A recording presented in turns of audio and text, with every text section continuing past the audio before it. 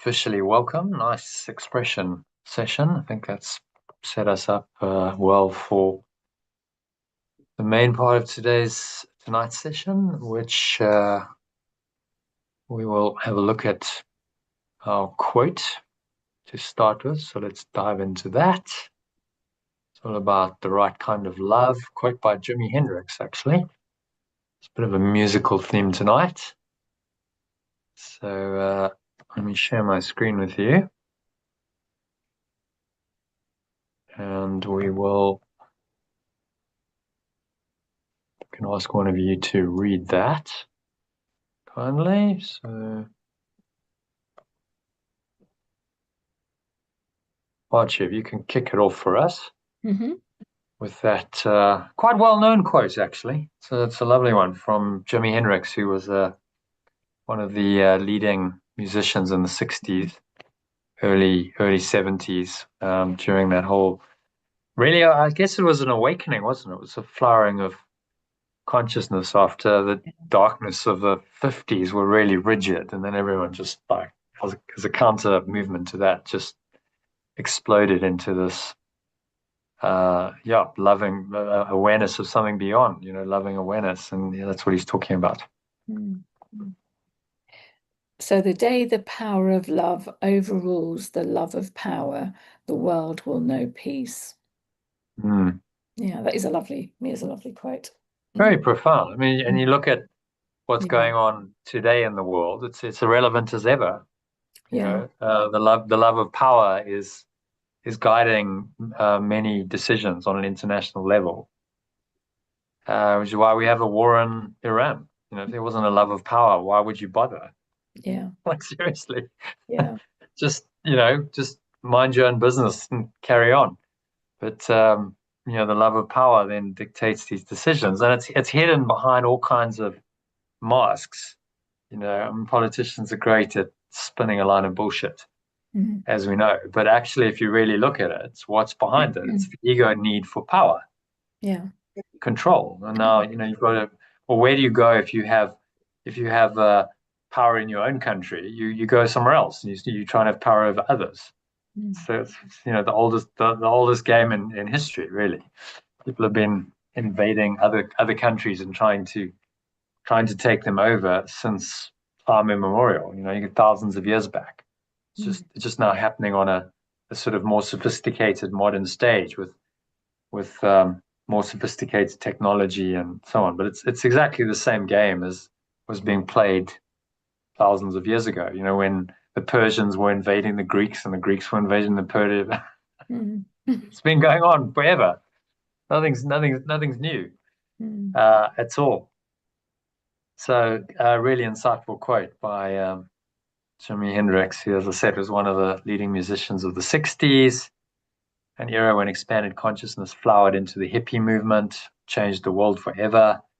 A lot of hippies, like who would have been, well, late 60s, early 70s, would have seen Steve Jobs, then became the business leaders who were a little bit more enlightened of the 80s and 90s and 2000s. And Apple was born out of that revolution of consciousness. There's no doubt. His mind had been expanded beyond the norm, and then he had to create something that reflected that. And you got a company like Apple, which would just never existed.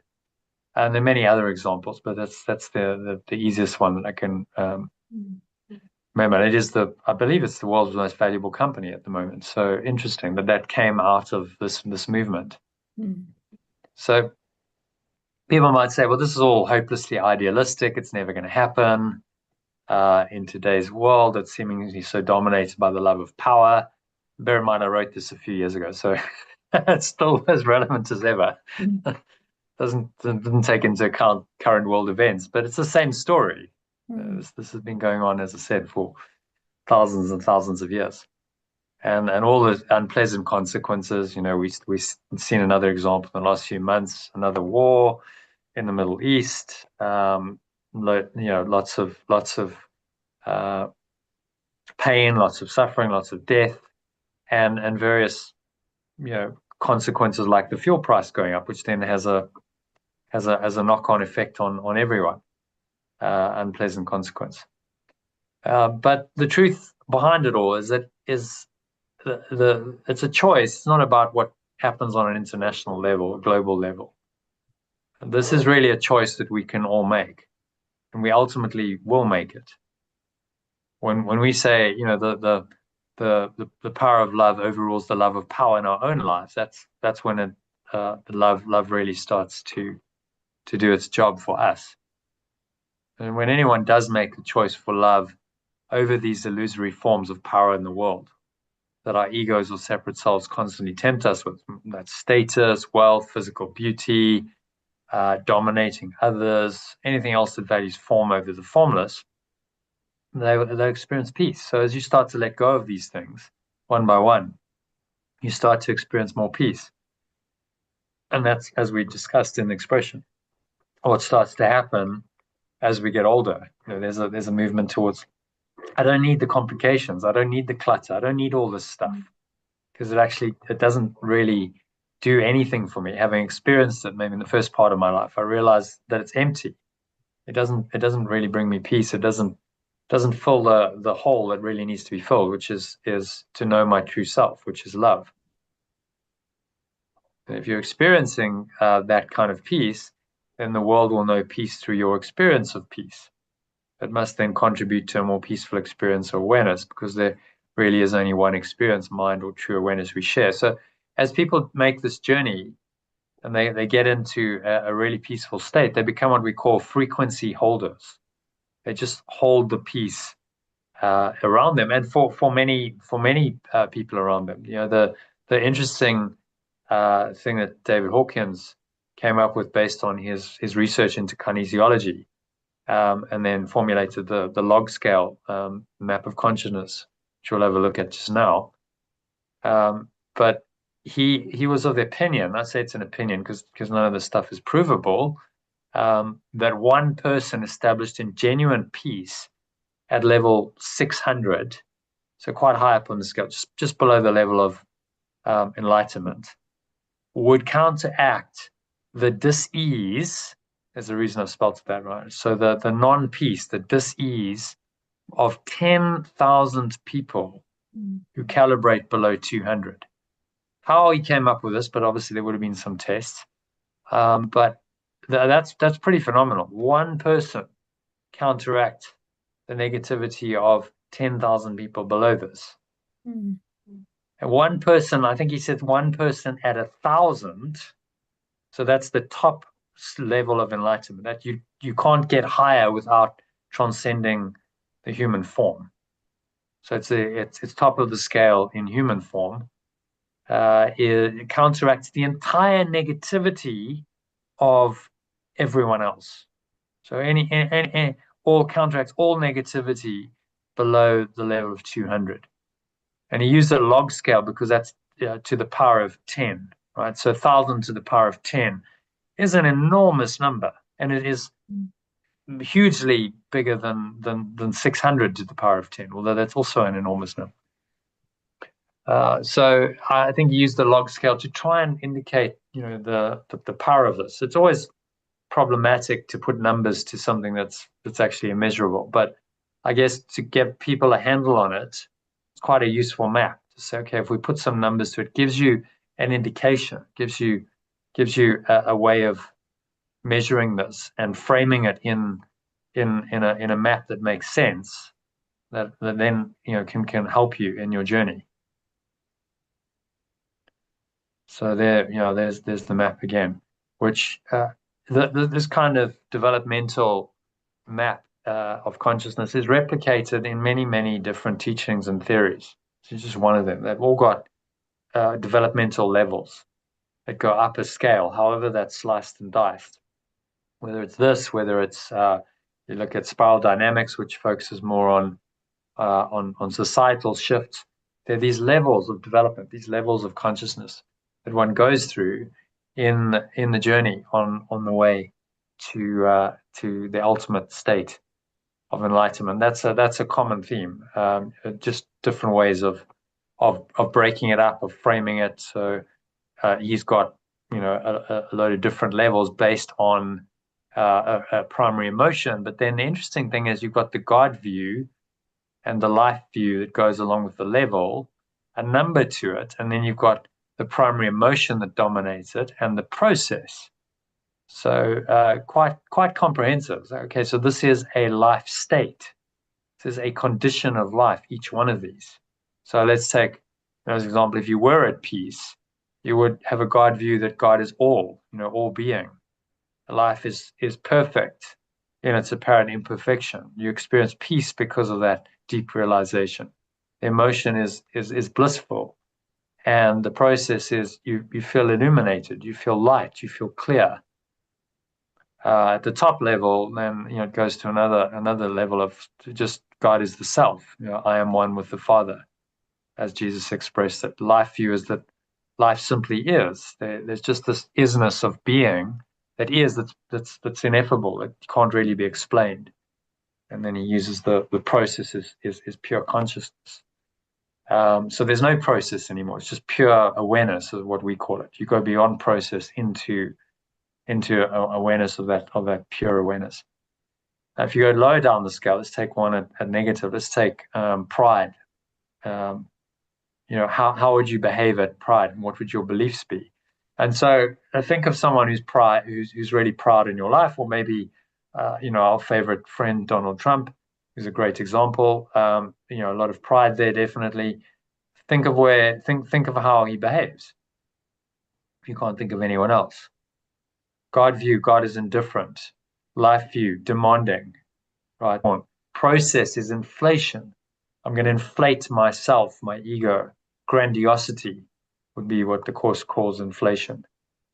And very quick to anger, because as soon as that pride gets wounded, then you drop down a level into anger, and you see a lot of that in behavior.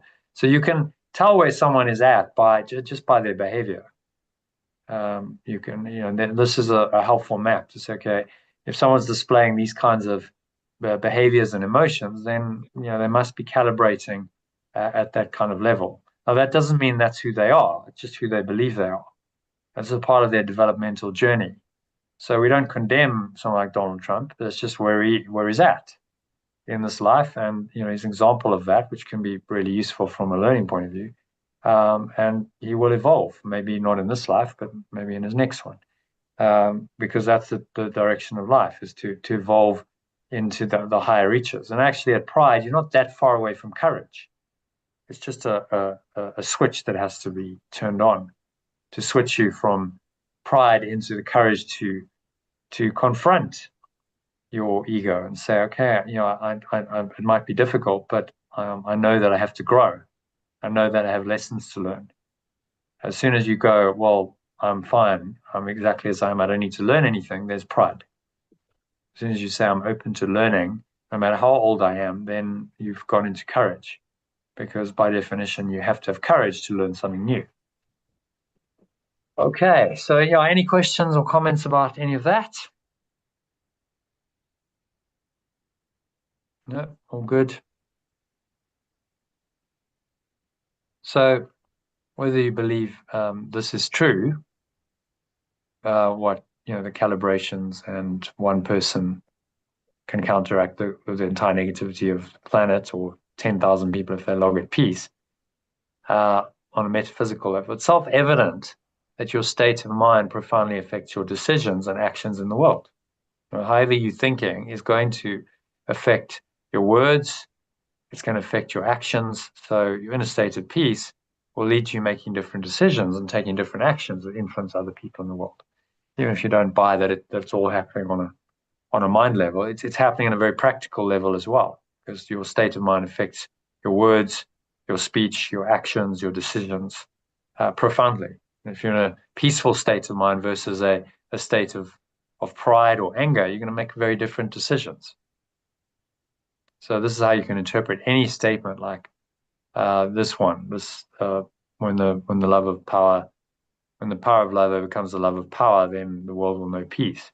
You can interpret it as anything like this that seems idealistic and grandiose into a very practical, meaningful idea that can help you experience more love, peace, and joy in your everyday life.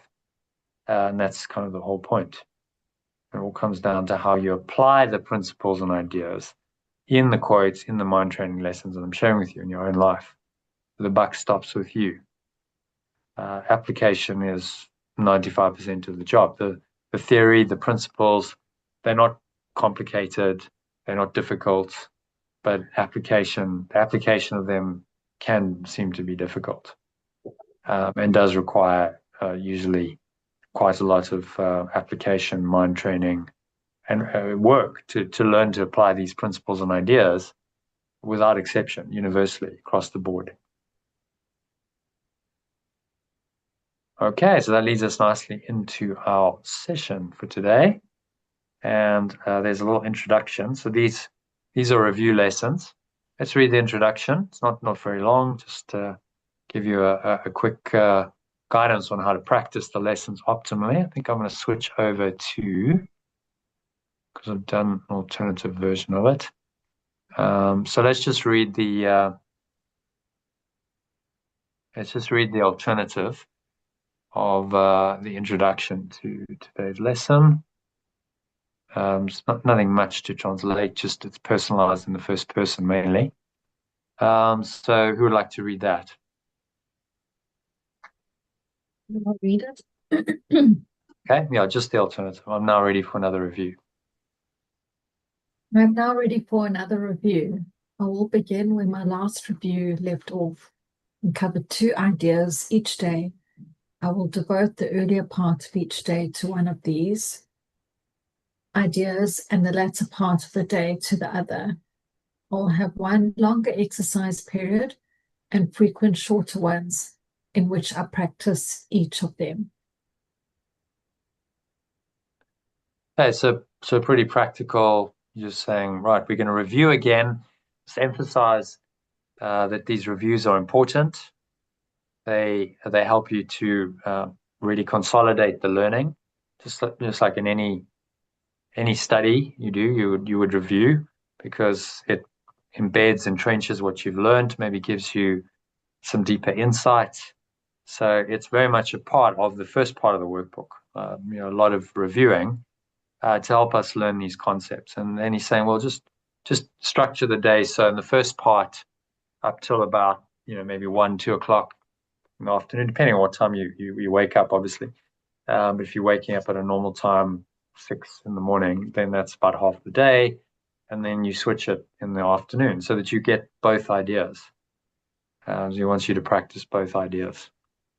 And just one long exercise period and frequent shorter ones in which practice each of them. So saying, okay, we're only going to do one longer, but just keep topping yourself up throughout the day to practice either of these ideas. All right. So let's go on to number 2 then. So Elaine, if you can read that for us kindly.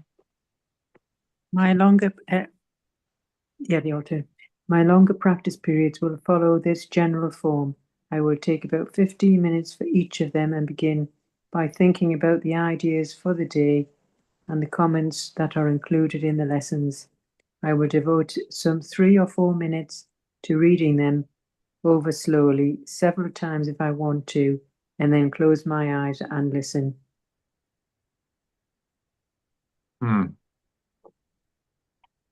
Yeah, so just very practical, saying take 15 minutes, read it slowly, close your eyes, and listen. I think listen to whatever's coming. So what we're starting to do here with the reviews is the habit of reading something pretty short and then saying, okay, so this is the start. Let me now contemplate this. And that's why I'm saying do 15 minutes, because it's not going to take you 15 minutes to read the 2 ideas. It might only take you a couple of minutes. And then, okay, so let's contemplate on the idea, reflect on it, and allow related thoughts, emotions, whatever experience comes, just allow that to come. All right, so let's go into number 3 then. Archie, if you can read that for us, kindly. Yeah. So that's like the one longer practice period, reading them both and doing the contemplation, right? Yeah, take about 15. My longer practice period, but then he says there's only one, which is interesting. Longer will follow this general form. have one longer. We have one longer exercise period, frequent shorter ones. So interesting. He says a longer practice period, but then he said there's only one. Mm. Well, like I've only just picked up that slight contradiction. Maybe that's just an error, and that it should have been a one longer practice period rather than periods. But you see, it's periods, part of this general form. I think I actually suggest you do it morning and evening rather than just one, because that's the normal rhythm. Do a morning one where you contemplate the idea, do an evening one before bed, and then in between you just top yourself up. So that's what I've actually suggested in the Art of Letting Go program. So sometimes I vary the instructions a bit, because the way he's phrased that there doesn't make that much sense. You would just talk about one period rather than periods. So maybe it's a mistake. Okay, happy? Okay. Yeah. So, Well then, Archie, if you can read number 3 kindly for us in the alternative. yeah, so I will repeat the first phase of the exercise period if I find my mind wandering, but will try to spend the major part of the time listening quietly but attentively.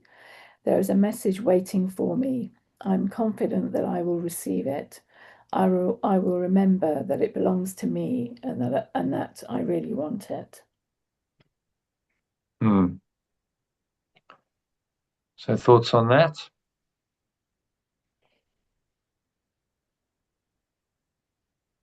Yeah, I think it's quite clear, sort of well laid out. But yeah, the main thing is about the listening. For me, the main thing is about the listening quietly but attentively.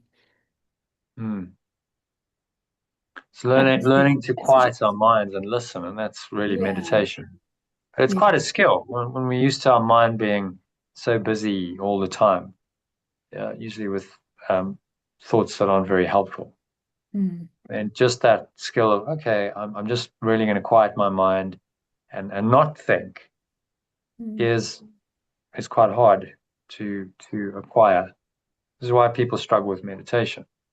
So I just can't get into it. It's because your mind's just too busy and you're not used to that. So you've got to persevere with the technique and learn through the technique to quiet your mind, which is why we have techniques, because without a technique, it becomes very difficult to do it. mm, Just with willpower, okay, I'm gonna think my way into not thinking. How would that work exactly? Cognitively, I'm going to try and do this. Well, clearly that's not going to work because you're trying not to engage the cognitive side. You're trying not to think. mm, So you need something else, which is then where other techniques like breath work and various meditative techniques, chanting and so on, these come in because they move you out of your mind into another part of your mind and into the body. Your awareness becomes more intuitive. All right. Any questions on 3? Happy to go on. I've just got a question, Jonathan. Mm-hmm. So when you listen, because I struggle when I have, sort of thoughts that come up, knowing, being able to distinguish when it's the Holy Spirit communicating and when it's something that my ego is just coming up Mm-hmm. with. Have you got any insights into how you can distinguish between the two? How does it feel?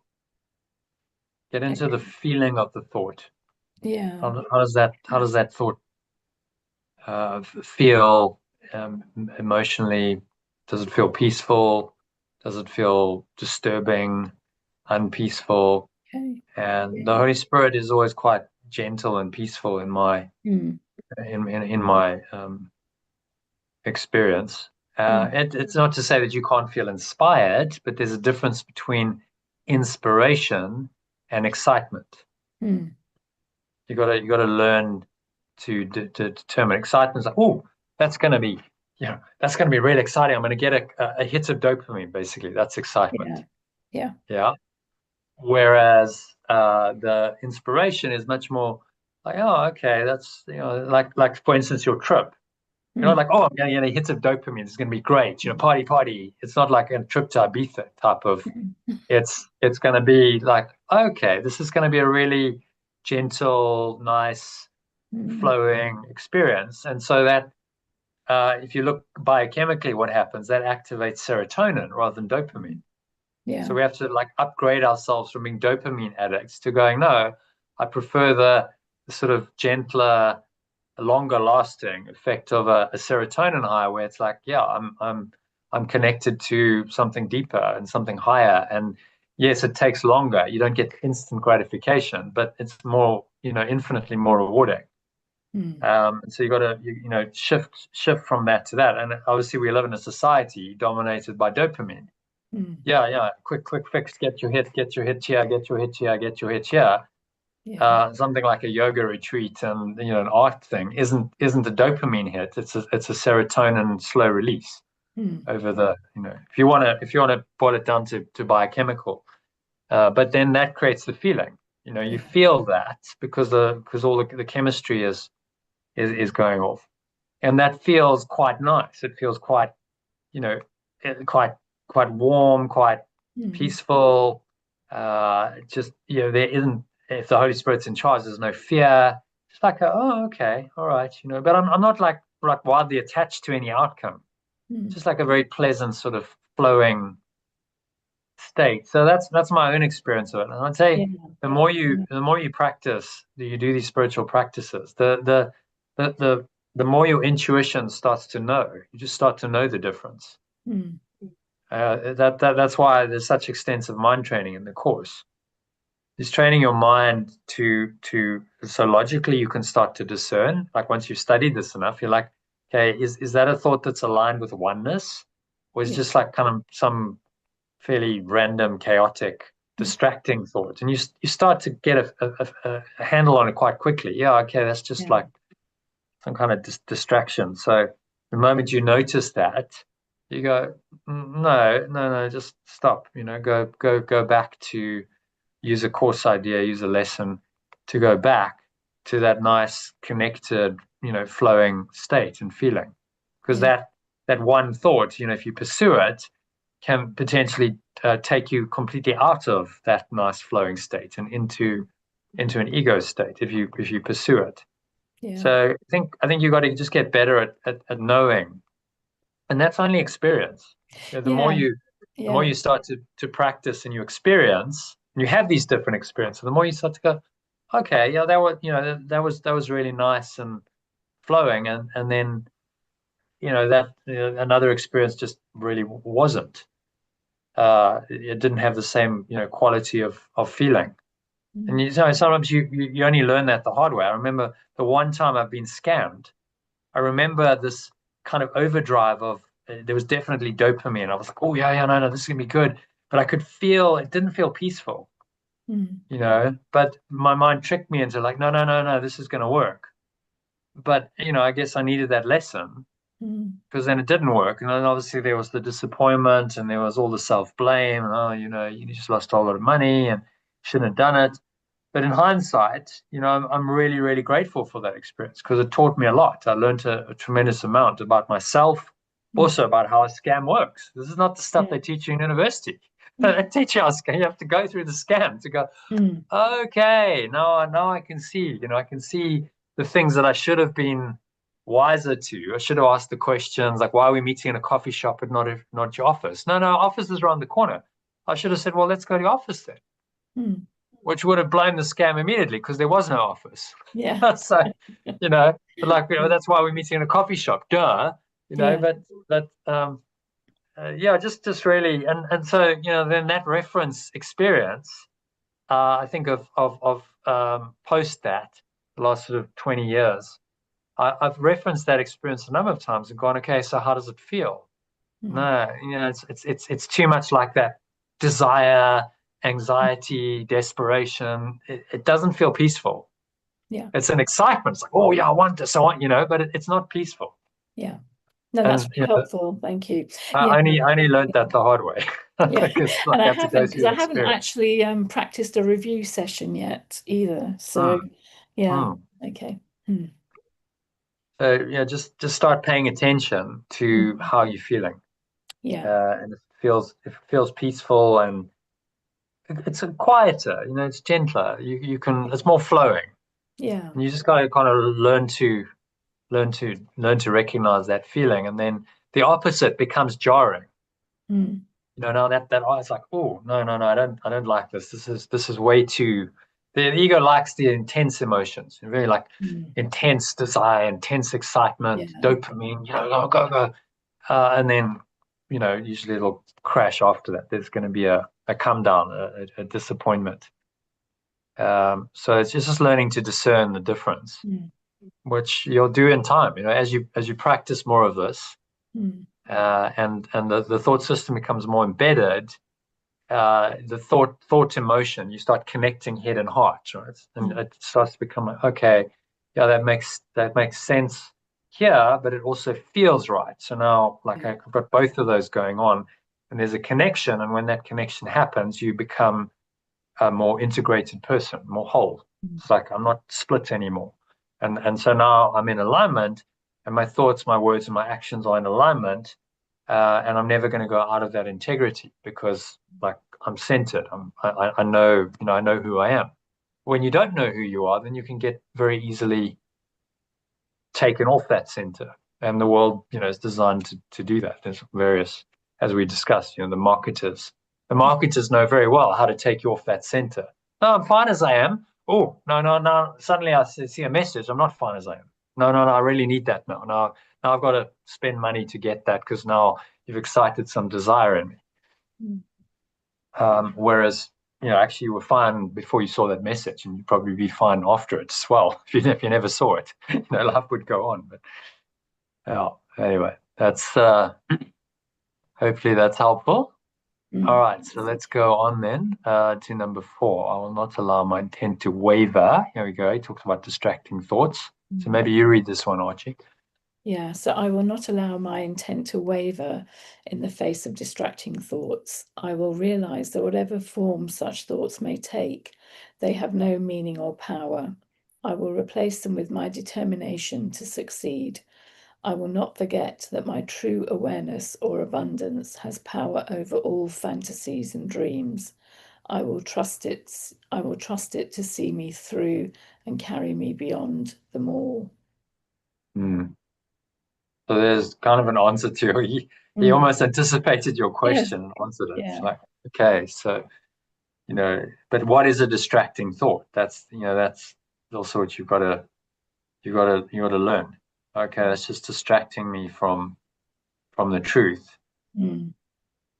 And yeah, it doesn't mean you can't think, but what is behind that thought? Is that a thought that's kind, gentle, loving, expansive, abundant?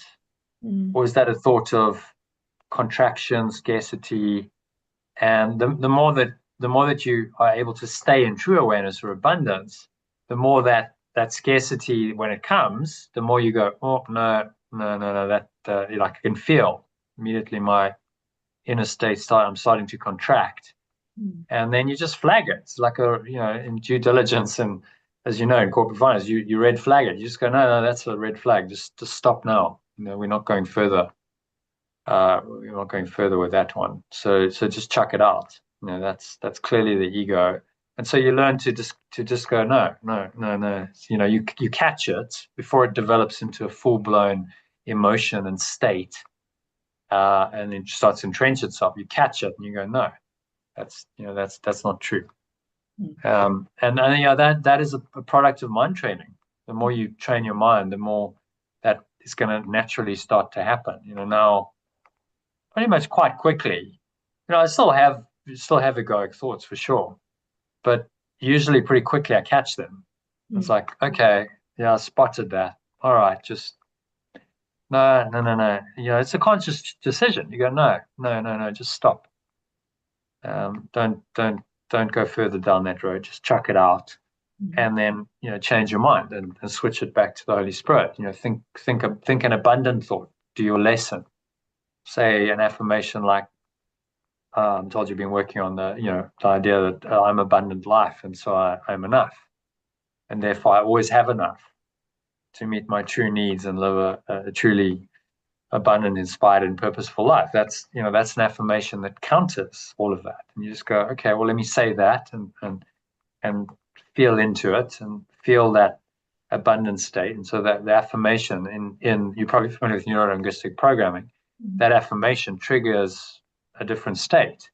Yeah. And you've just switched your mind from a negative state into a positive one by catching it. The awareness precedes, and then you go, okay, now I'll do the affirmation. Once I've caught it, I'll do the affirmation to really switch back in. And you've used the experience to, instead of to strengthen the ego, you've used it to strengthen the Holy Spirit. And so any ego challenge just becomes an opportunity to let it go and go deeper into the Holy Spirit's thought system, which of course is the quickest way to undo the ego then, if you get good at that. But of course the ego is going to keep trying because that's what it's got to do to maintain its existence. So the last week, okay, well, it's going to keep trying, but I don't have to listen. I can just learn to identify it and ignore it, and develop my mental discipline is strong enough not to get sucked in to that. And if you do get sucked in, then obviously it's a bigger test.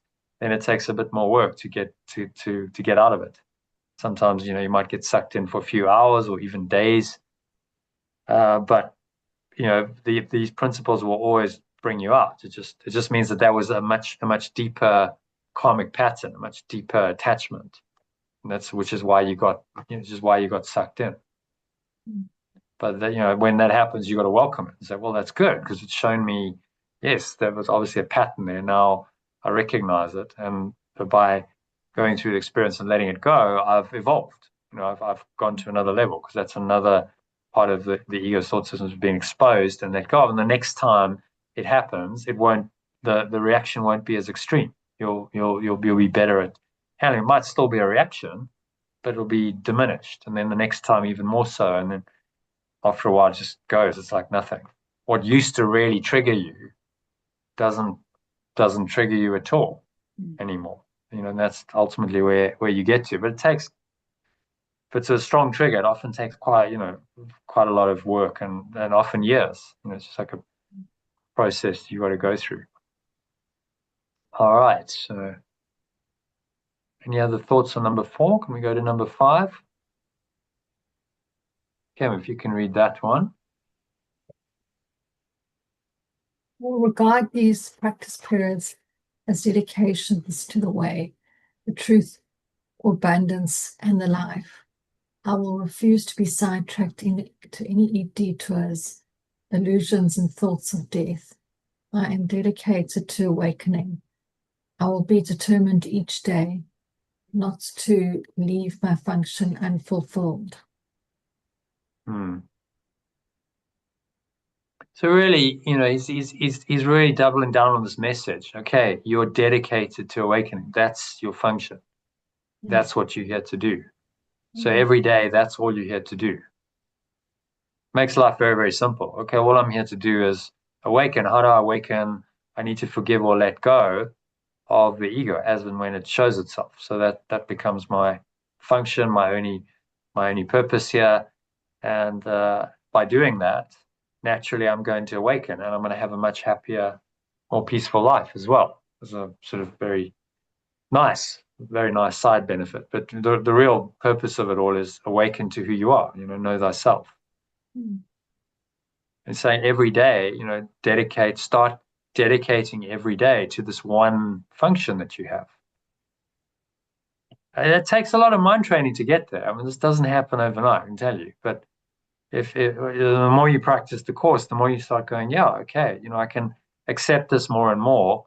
And I have less wavering, less vacillation, because I'm able to spot it quicker and let it go. And if you keep that weeding out process, it's like weeding, taking weeds out the garden. Eventually, the garden's going to be free of weeds if you keep doing that. It might take years, and then the weeds might grow back because that's what they do. But it's like, okay, just pluck them out, just take them out, much more quickly than before. You don't tolerate, like most people have so many weeds in their garden, so many energy leaks, so much stuff going on, and they tolerate it. They just allow it. it's like, okay, well, life carries on. And so it's very sloppy. But, if you start to become more awakened, you tighten up your discipline. You're like, no, I'm not going to tolerate that anymore. I've got to let that go. And I'm not going to tolerate, let's say poisoning my body. I spent some time with some younger people in their 20s. I'm going like, what are you, I can see what you're all doing. You're poisoning your body, like drinking, smoking, etc. But, they're young and they don't know better. But it's not a disciplined way to live. And long term, that is going to have negative consequences, negative side effects. But like I'm judging it from where I am. Like 20 years ago, 30 years ago, I wasn't there, so I can't really. It's like it's an evolution. It's it's a journey. It doesn't just happen overnight. So the non-judgment is just saying, well, everyone is actually perfect. They just have to realize that. They've got to get over the imperfections, and that's a journey of awakening. And those who are ready will undertake it, and those who are not, won't yet. But in the end, we'll all do that. Okay, so happy to go to number 5 then. Or number 5 or number 6? No, we've done number 5. Yeah, refuse to be sidetracked. So definitely a call to vigilance, a call to really be vigilant and not allow yourself to be sidetracked and distracted. All right, so then just and there's a couple of these pointers as well, which are nice. We'll read those slides as well. So Elaine, if you can read number 6 for us. I will reaffirm my determination in shorter practice periods as well, using the original form of the idea for general applications and more specific forms when I need them. Some specific forms are included in the comments which follow the statements of the ideas. However, these are merely suggestions. It is not the particular words I use that matter. Yeah, so it's just he's giving us some encouragement to do the shorter practice periods, top ourselves up frequently during the day, to remind yourself. So every time you just take a minute, you're changing your mind. Right? You're taking that minute to say, okay, I'm dedicating this to a change of mind. I'm going into another thought system. I'm going to perceive things differently. I'm going to feel differently. And so really important that you don't get, lost in the ego for hours and hours to do that. Otherwise, there's a tendency you do your morning meditation and then the day carries on, and by the afternoon you've sort of forgotten, and you might have been hooked in by the ego, and some negativity's arisen, and you're feeling a little bit, your peace is a little bit disturbed, and that's where you need to go. Okay, I need to just top myself up and practice. And sometimes you just need to do something different. Yesterday I was feeling a little bit low energy because I've been trying to do a deal and it just didn't happen. I was like, but I just went, okay, actually I'm going to go out. Went and had some tea, my sister at the beach, and then I went for a run. And it was the antidote to all that. It was just like, just stop. You need to just change it up a bit. In that case, it was getting out and then moving the body and doing some exercise. So it's learning to manage your state, really. So there's mental and emotional state management. That's what the course is training us to do on a high level. When you do that, then you are awakening. It's as simple as that. They go hand in hand. If you're really managing your mental and emotional state well, then you must be awakening as well to who you really are. Okay, so let us read this little bit, this slide, training, listening to God and the Holy Spirit. So Archie, I believe it's your turn. If you want to read that slide for us. Mm-hmm. So 1, listen quietly but attentively. You should have that on the edge of your seat expectancy. You have right before sorry, let me read that again. You should have that on the edge of your seat expectancy you have right before someone is about to say something important. You should be filled with a sense that there is a message waiting for you. 2, listen with confidence and desire. Confidence means this message is rightfully mine. It belongs to me. Of course I can hear it. Desire means I want this message. I know that it's for my happiness. I have nothing to fear from it and everything to gain. Hmm.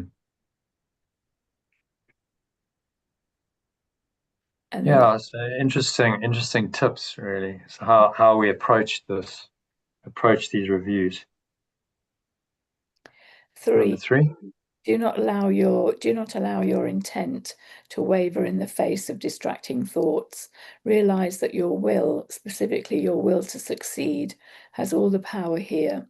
It has power over all fantasies and dreams. I refuse to be sidetracked into detours, illusions, and thoughts of death. 4, if you really can't get on top of the mind wandering, go back and repeat the first phase. Reboot the practice period. This is a great way to get back on track. It's much better than floating off into a long session of useless daydreaming. If you never use this technique, it's almost certainly because you decided to float instead. Hmm. So you notice you do catch yourself sometimes, and you just mind wandering. You're thinking about something, you've gone, and then it's like, oh, okay, no, just stop that and get back on track. And go back to first principles, go back to the lesson, the start of the lesson, Yeah. and read it. And that brings you back, because the mind does. I mean, the ego just loves wandering. Off it goes on a tangent, and you're thinking about something else and the whole situation, and making it real essentially in your mind. The ego's got a great tendency to do that, and so when you catch yourself doing that, just go, okay, no, just gently, firmly, but gently but firmly, say no. Okay, just stop that. Reboot the practice period. Start again. And so you're training your mind not to get distracted, to stay in tune with the thoughts of the Holy Spirit, to connect with that state of mind, and to maintain that in the face of potential distractions, which of course the world is full of, and is designed. In fact, the world is the primary distraction device, and therefore the primary defense mechanism of the ego. It's designed to distract you. That's why we have an external world projected out there, so that you will forget who you are, and instead you're going to be endlessly distracted by everything, all the stimuli that's coming now from this apparent world that's external to you. Genius, really. I mean, evil genius. Just if you're going to convince yourself that you are a separate self and a mind, and separate yourself from oneness, then this is what you would do to convince yourself of that, and that's exactly why the ego works the way it does. Okay, so a couple more slides. These are shorter. So, Kim, if you can read that one. Training and Listening to God and the Holy Spirit, Part 2. Nice illustration of Yeshua and a dove.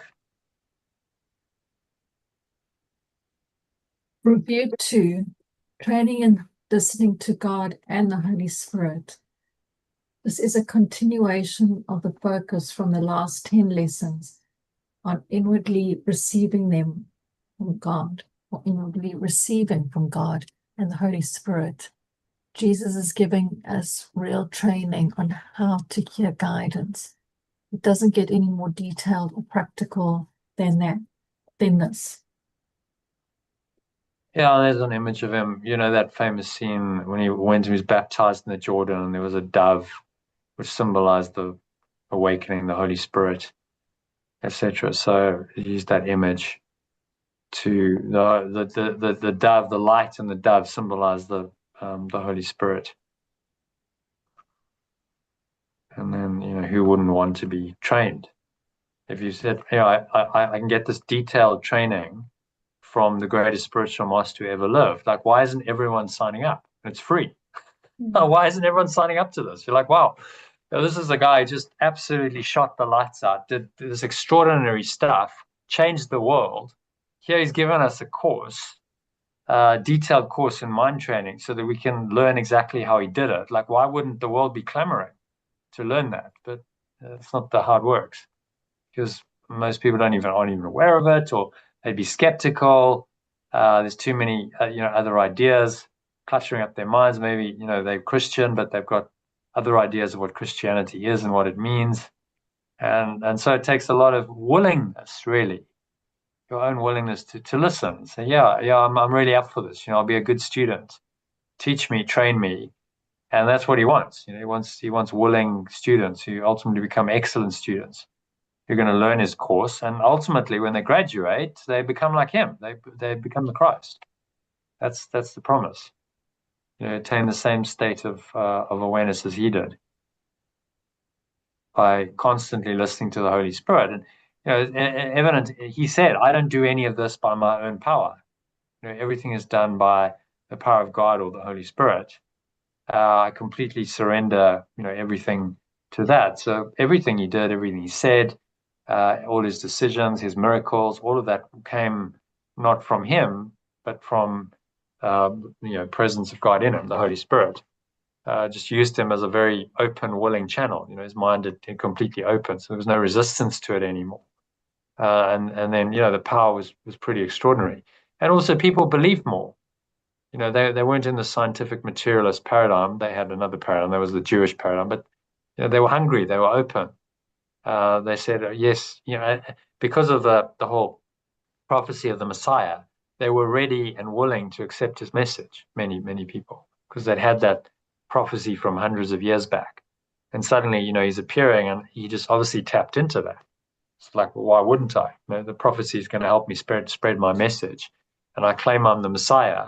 Then people are going to listen to me more than they would have. So he didn't do it from an ego perspective. He did it because this is going to be helpful in getting his message out there and getting people, many more people to listen to it. Because imagine they didn't have entertainment then. Imagine the sensation factor. Oh, the Messiah's coming. What's everyone's going to go, aren't they? They want to go and check it out. So there's no doubt that was largely behind why there were so many crowds. And then when they heard what he was capable of, it's like, oh, you got to come check this out. This is like something you're never going to see again. So he definitely used that to spread the message. Okay, and then just the last one, tips for success. So Archie, if you can read that one. Mm-hmm. Have your longer practice periods where you listen for a message in the morning and evening. Decide up front when you will switch to the second idea. Pick a time that is roughly the midpoint of your waking day, about 8 hours after waking. For me, that's 2 p.m. Frequent reminders. Repeat it with eyes closed when possible and eyes open when necessary. Give it quality attention. Dwell on its meaning so that it engages you on a feeling level. As you repeat it, it helps to let some additional thoughts come about it. He ideally wants you to repeat it about 4 or 5 times an hour.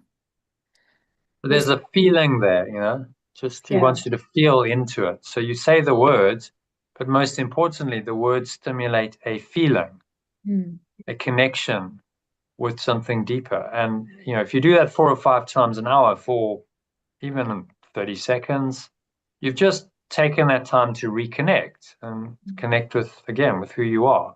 And the logic of that is obvious. It's like the more you do that, the more you're strengthening that connection, the more likely it is you're going to maintain that, and you're not going to mind wander. You're going to stay in that nice integrated flowing state in between times. And once you've attained enlightenment, you wouldn't need to do all this. It would just be a natural state. Yeah. But until you get there, then there's a lot of training that's required, which is where I think a lot of teachers and teachings go wrong. They say, oh, well, at the highest level, no training is required. It's the pathless path. There's no technique. Yeah, all very well when you're there. But if you're not there, then you absolutely need the practice and the techniques. It's like saying to someone, well, you're already a champion sportsman. So like saying to let's say Tiger Woods at the age of 6, you're already there. You're already there. You don't have to train or practice. I mean, that's ridiculous. Of course, he had to, he had to practice and train and work, and then he fulfilled his destiny. But like he needed all of that practice to do it. So, and then once he was there, I'm like, okay, well maybe I don't need to practice for a day or two, and I can still perform at a very high level. But it's because I've done thousands and thousands and thousands of hours of practice that I can do that. So that's how you resolve the paradox in my mind, because there is a paradox. Yes, you're already there, and yet you need to practice. Well, because it's a journey. Yes, you're already there in truth, but you've got a whole lot of garbage that you've got to take out first before you really realize that. So the practice is taking out all the garbage, so that finally, when no practice is needed anymore, you'll know it, and you're just like, well, I just live in that state, and if you're never wavering. But even the likes of Yeshua did practice. The most enlightened man who's ever lived. He went away. It's recorded. He went away frequently to the mountains and prayed, meditated. He took time out. So he practiced, because there was obviously, he felt after all the hustle and bustle and the demands on him, he just needed to take some time out and go and like reconnect and have quiet time. So even he practiced. So I think as long as we're here, we're probably going to be practicing in some form. Maybe not quite as intense as this 4 or 5 times an hour, but remember, he's designed this for people who are not awakened, who need to awaken. Not enlightened beings don't need to do that, but unenlightened beings do. Unenlightened people do. And this is a course for the unenlightened, not for the enlightened. Very important to realize that. Yeah. So if you don't feel like you're fully getting it or not fully awakened, you're not failing. Just you haven't done the course yet. So how can you expect to have learned what it's teaching if you haven't done the course? It's like, you can't get the university degree until you've gone through the 3-4 years of study. Same idea. Okay. And then just response to temptation. One more there. Response to temptation. Given that there are 3 of these, I would pick your favorite one and use that. If you are really ambitious, you could memorize all 3 and use different ones at different times. Yeah, so it gives us these examples, as we'll see, of okay, I can use these short phrases when I'm feeling tempted, and you don't have to memorize it. You can just pull it up and look at it now on your phone, which is quite helpful if you're feeling tempted. But if you want to remember one of them, as he says, if you're really ambitious, go for all 3. But you're probably not going to remember all 3, so go for one, or just the key idea. Just remembering the key idea is enough. Just the key idea contains so much. All right, so that's the preparation. Just I think it's important to recognize that he's not just teaching us the theory, he's also teaching us how to practice. That is part of the course, quite a big part of the course. So in these introductions and so on, don't just skip them, because he's teaching us how we go about practicing, like any good coach should. Okay, so how are you actually going to do this? How are you going to undertake the mind training program? He's teaching us how to learn, how to study, how to get the most benefit from his course, which is, what any good teacher would do. Okay, so shall we dive in then to the lesson itself? Lesson 82. This one is a review lesson. So we're reviewing lessons 63 and 64 originally. And I've just included both, because the slide's too small for both the original and alternative of both. I've just kind of amalgamated it into one. So one of you can read those key ideas, and then we'll go into exploring them. Okay. Archie, or Kim, I don't mind, whoever. I'll go. The light, Okay. true awareness or abundance of the world brings peace to every mind through my forgiveness or letting go. And then the next one. I will not forget my true function. So you notice, I've added in abundance in the last week or so, because it actually really works for me, I have to say. I want to get your opinion on it. But I read it and I go, okay, that just gives a different dimension to it. Before I was saying the light or true awareness, okay, the light is true awareness, but actually that true awareness is abundance, is an abundant mindset, and you start to become aware just how much scarcity is a part of your thinking. As you do that, you're like, okay, so as soon as you start thinking any kind of fear, any kind of anxiety over the future, you're out of abundance. And that's when you got to catch yourself and go, no, no, no, no. Okay, so just had a scarcity thought. Remind myself, the light, the true awareness, or the abundance of the world brings peace to every mind through my forgiveness or letting go. Right? When I let go of the scarcity thought, then that brings peace, and I have this inner state of feeling, yeah, I'm okay with the world. I'm happy. I'm not anxious about the future.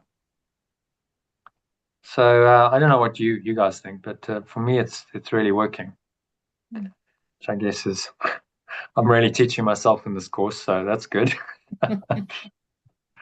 But yeah, what's your take on it? No, I like it. I like the word abundance as well. Yeah, yeah. It's a nice, it's a kind of a crossover word, which I guess is what the Holy Spirit does. It marries the one world with the other. Like, yeah, abundance can talk about the material, and some people understand it as that, but most people would probably go, but there's something more about that word than just the material. It's not just about material stuff and wealth, and because Jesus, Jesus didn't use it; he used Aramaic, but it was used in the translation of the Aramaic into English. You have an abundant life. I promise you an abundant life. You will have abundant life, and even more so. That's the quote. So he used whatever the equivalent of abundance was in Aramaic, and then that word got used. So it's got this spiritual quality as well. It's like, okay, yes, abundance doesn't just mean material. Abundance means awareness, which is very then connected to the light, awareness, abundance. But it also doesn't exclude the material. It doesn't say, okay, well, now you need to live a life of poverty because you're just living this inner abundance. It doesn't say that at all. An abundant life should be abundant in every aspect, but just don't make the one aspect more important than the other. If you make the material more important than the spiritual, then you make a mistake. And then I will not forget my true function, which, given what we've learned and read, at this point should be obvious. He doesn't have to say what that is. We know that our true function is forgiveness or letting go. So just a reminder, say, okay, if you stop letting go and you start attaching, then you're forgetting your true function. Your mind's wandering, you're getting anxious about something, you just forgot your true function. So the lesson is there to help you remember.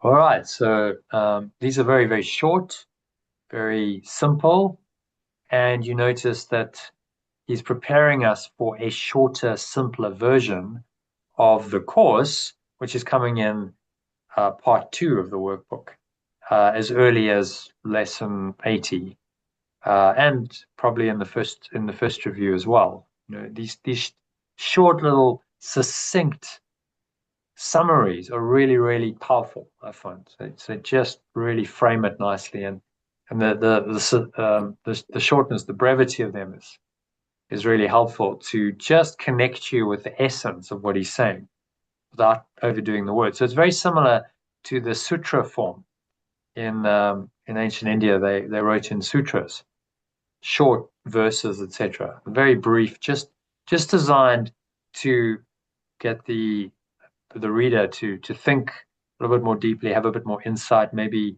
pause, reflect, connect with something deeper in them without allowing enough the opportunity to overcomplicate, and the mind to get too involved with it. So just wonderful teaching aids. All right, so let's read it original and alternative as we normally do. So who wants to read the original of this? Elaine, you want to read the original? Yeah. Archie, read the alternative. How about that? Yeah. The light of the world brings peace to every mind through my forgiveness. My forgiveness is the means by which the light of the world finds expression through me. Okay. Yeah. So, yeah, Archie, you go for it. Oh, sorry. Yeah. The true awareness or abundance of the world brings peace to every mind through my letting go. My letting go is the means by which the true awareness or abundance of the world finds expression through me. Yeah, that's quite a nice, but the abundance of the world. Okay, so there is this, although it seems to be a world dominated by scarcity, there is this abundance principle that's there. And when I open my mind to it, I can perceive it. I can start to allow it in. Now, if you ever want to have an abundant life, you have to start allowing that abundance in on a mental, emotional level. Otherwise, it's never going to manifest in your life. Okay, Elaine, carry on. Just read number 3 then. My forgiveness is the means by which I become aware of the light of the world in me. My letting go is the means by which I become aware of the true awareness of the world in me. My forgiveness is the means by which the world is healed together with myself. My letting go is the means by which the world is healed together with myself.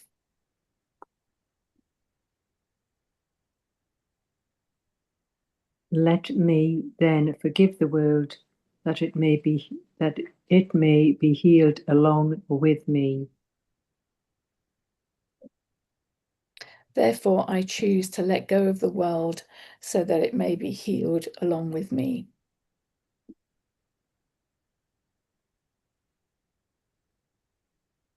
Yeah, so then just read the alternative from the top, Archie.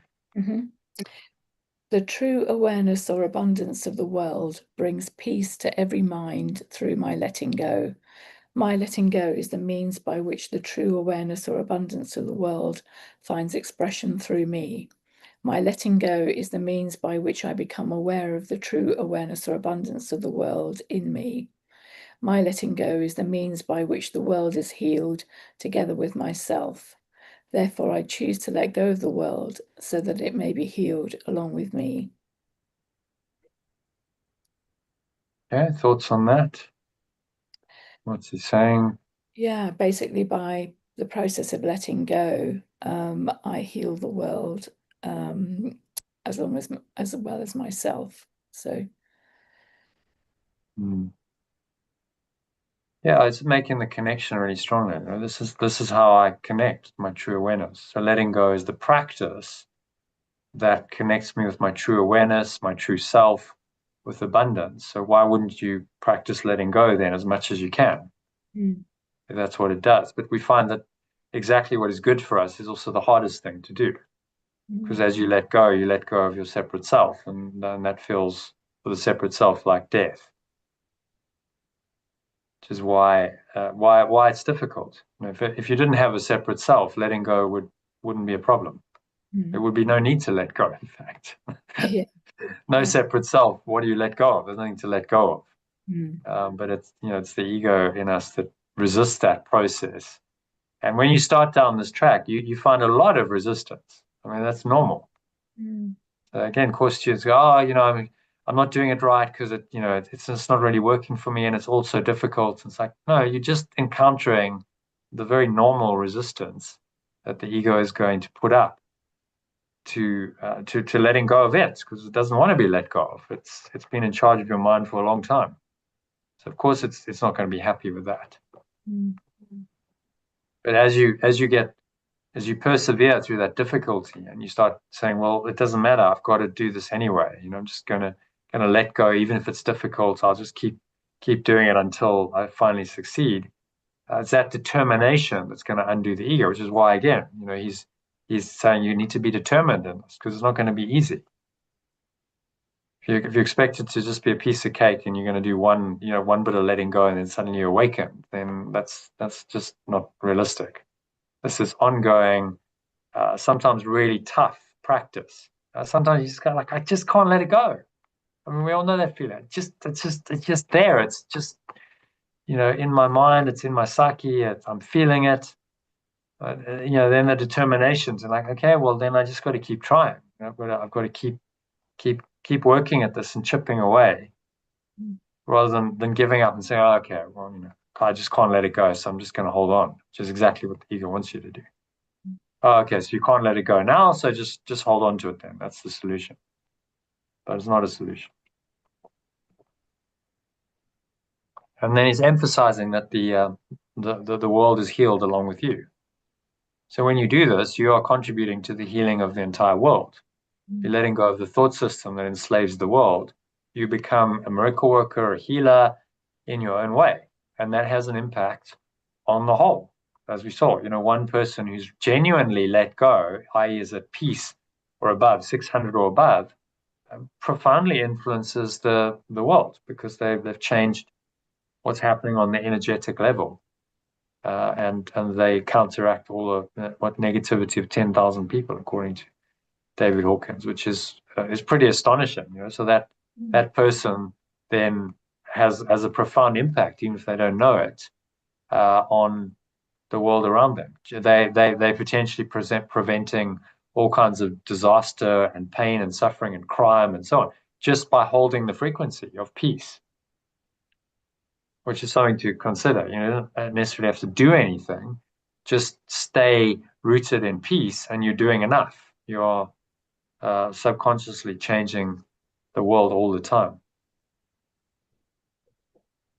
All right, so happy with any questions on number 1?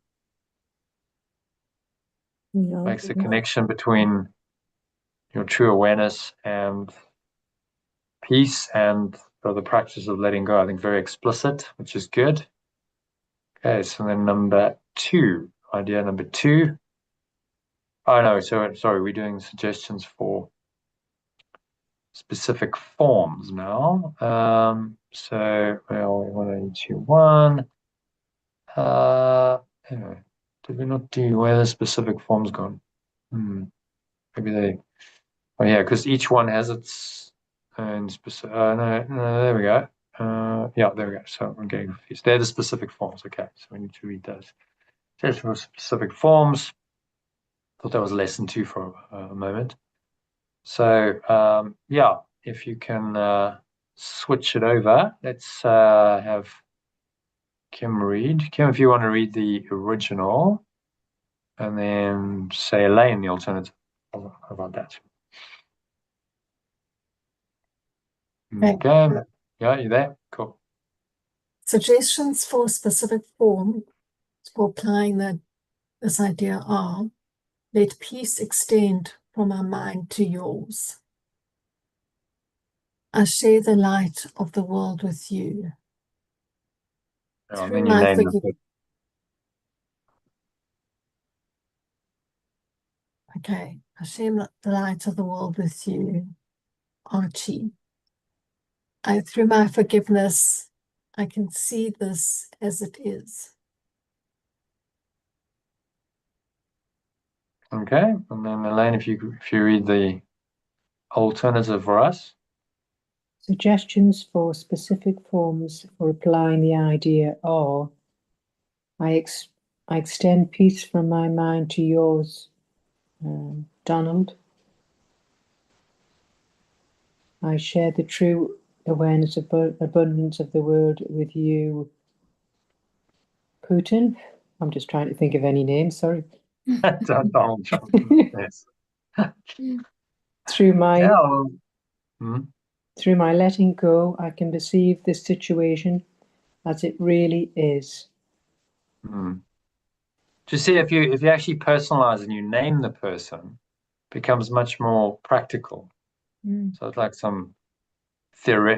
It's like, yeah, okay, so I extend the peace from my mind to yours, Donald. I mean, okay, but now all of your negative associations with Donald Trump come up to be undone. You've got to go, no, I offer you peace because you are my brother, despite the fact that you don't know who you are and you've done all this crazy stuff. So you're confronting the ego and undoing it just in that one line, which is obviously what he's trying to get us to do repeatedly. challenge the ego's thought system and overcome it with just with words and ideas. It's quite profound, really. Mm.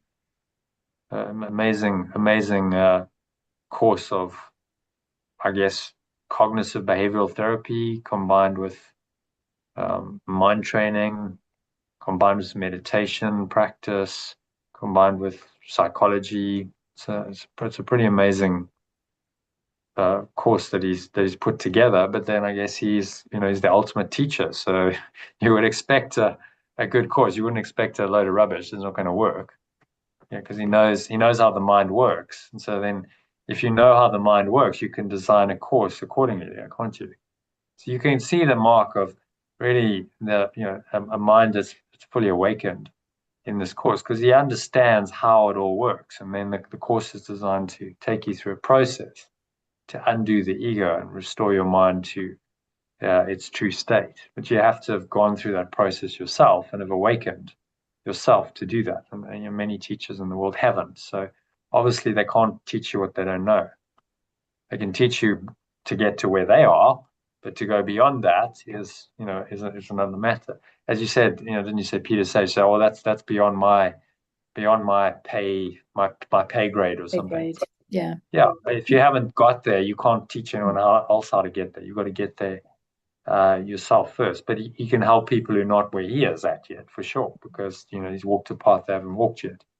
If you want to go the whole way, then it makes sense to follow someone who's gone the whole way, right? So you follow Yeshua, for instance, who has gone the whole way and he's not human anymore, but he's been human and he's graduated from it, and now he's teaching us from another dimension, which is pretty amazing.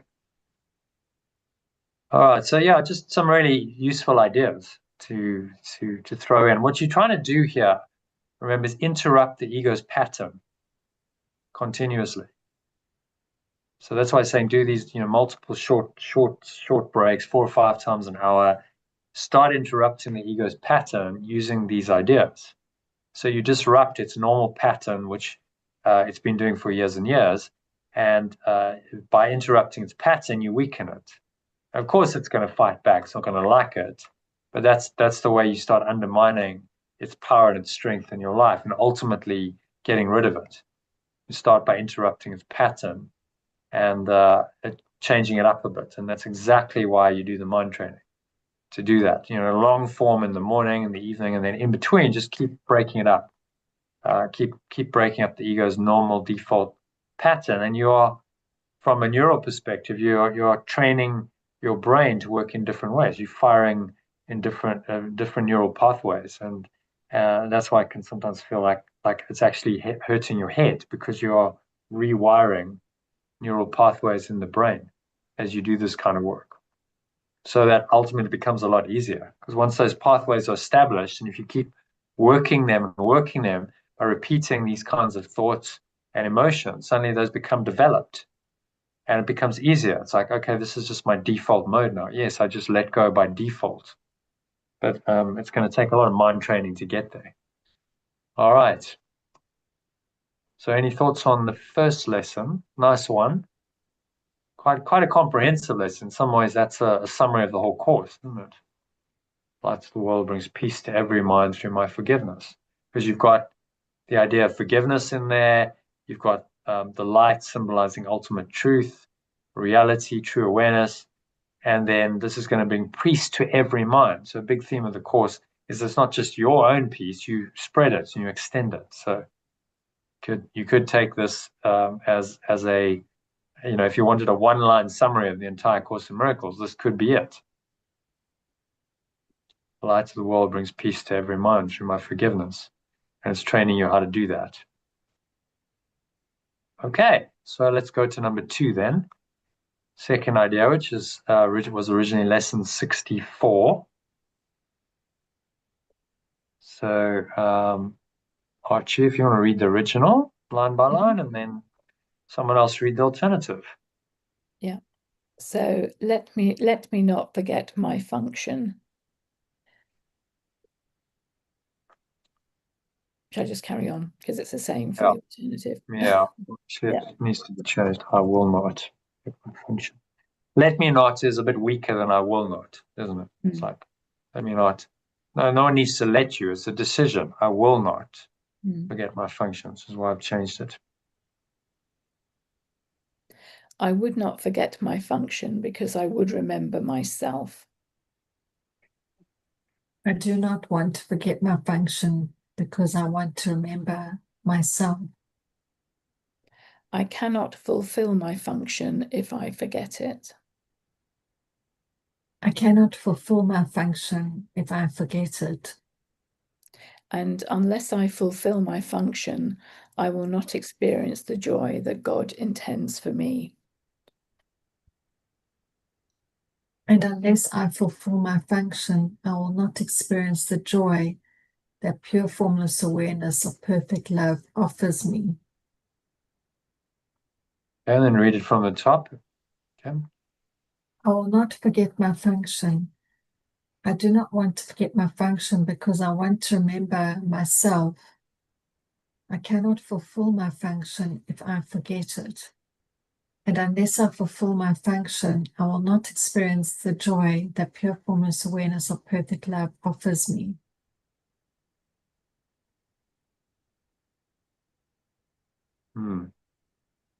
So thoughts on that?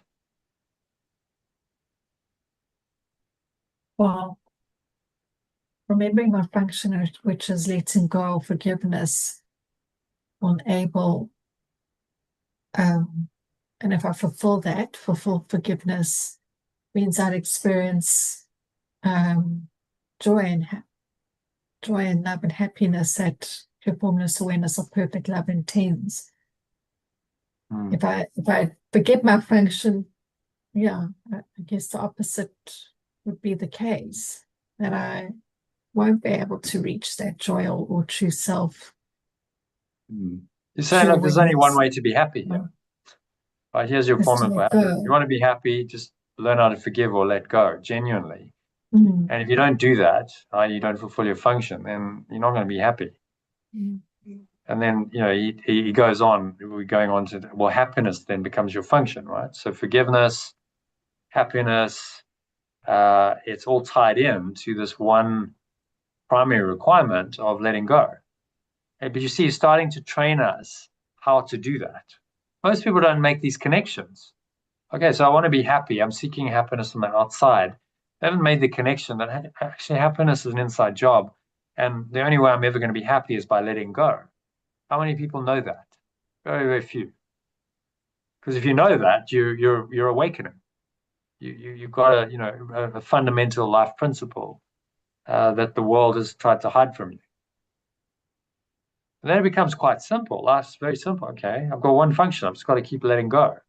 No matter what, I've got to keep letting go. And all my answers will come from that letting go. Like, what could be simpler, really? It's so simple. That's why I says it's a very simple course. He's only asking us to learn one thing. So is the function to know oneself or to let go or both, or? Your function is to let go or forgive all of your misperceptions, all of your false ideas, and then you will know yourself by default. Yeah. So you don't have to worry about knowing it. If you are genuinely letting go, then everything takes care of itself. So that's why he's saying, look, you've only got one thing that I'm trying to teach you here. This isn't complicated. You've just got to learn this one essential skill of radical forgiveness or letting go, and everything will follow. You'll know yourself, you'll come to know your Father, you'll awaken fully, you'll leave the cycle of birth and death, you'll escape time and space, you'll go back to eternal bliss. All of that will happen if you can learn how to let go. Yeah. So focus on that. At this level, that's what's required.